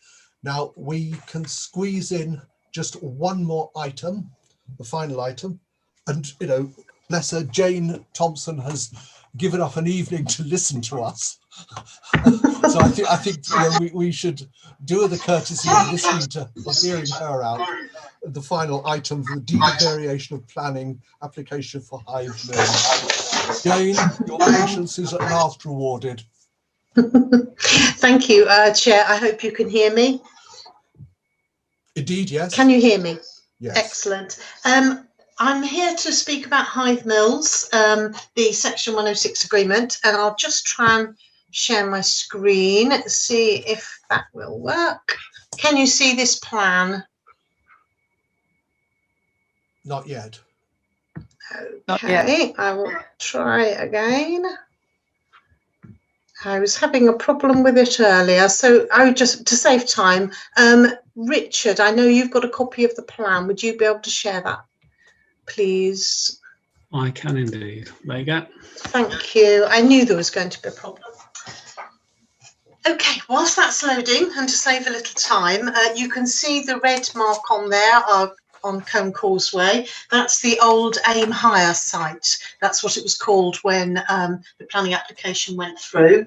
So the report before you requests Planning Committee's approval to a deed of variation to an existing Section 106 agreement. And this was agreed as part of the Aim Higher development, which is now called Hive Mills Student Development.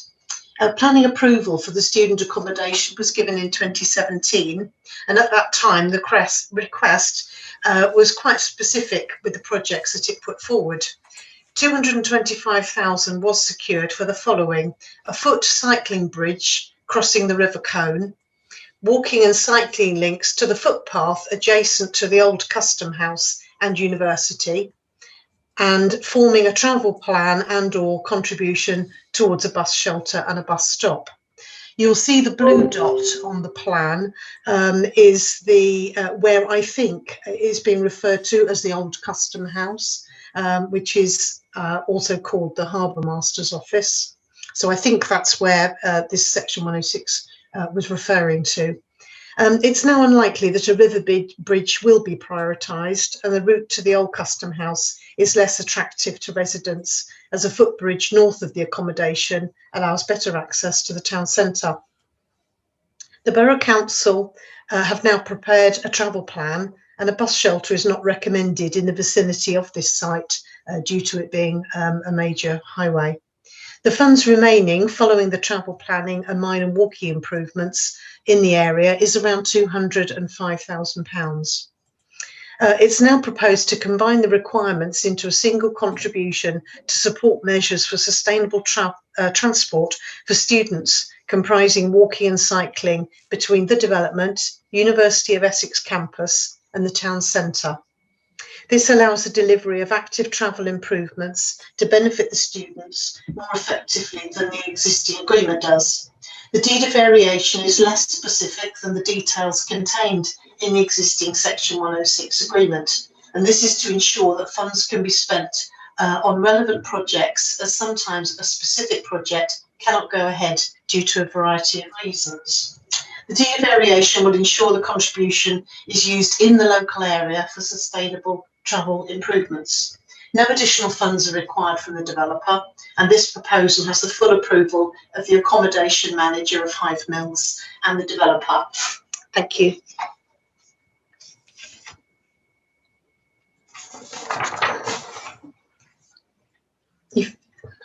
Thank you. Right. In the light of that, I won't go through every councillor. Does anybody have any questions or queries about this at all? Please raise your hand. Yes, please. Councillor Hazel and Councillor Oxford then. Okay, Councillor Hazel, please. Thank you, Chair. I mean, improvement, what sort of improvements? What would, you talk about sustainable transport and stuff and then mention walking. So it's just really a query of, okay, I'm quite happy with the deed of variation. I would like to know just what can be improved, what it is envisaged that this money will be spent on for the benefit of the student. Thanks, Chair.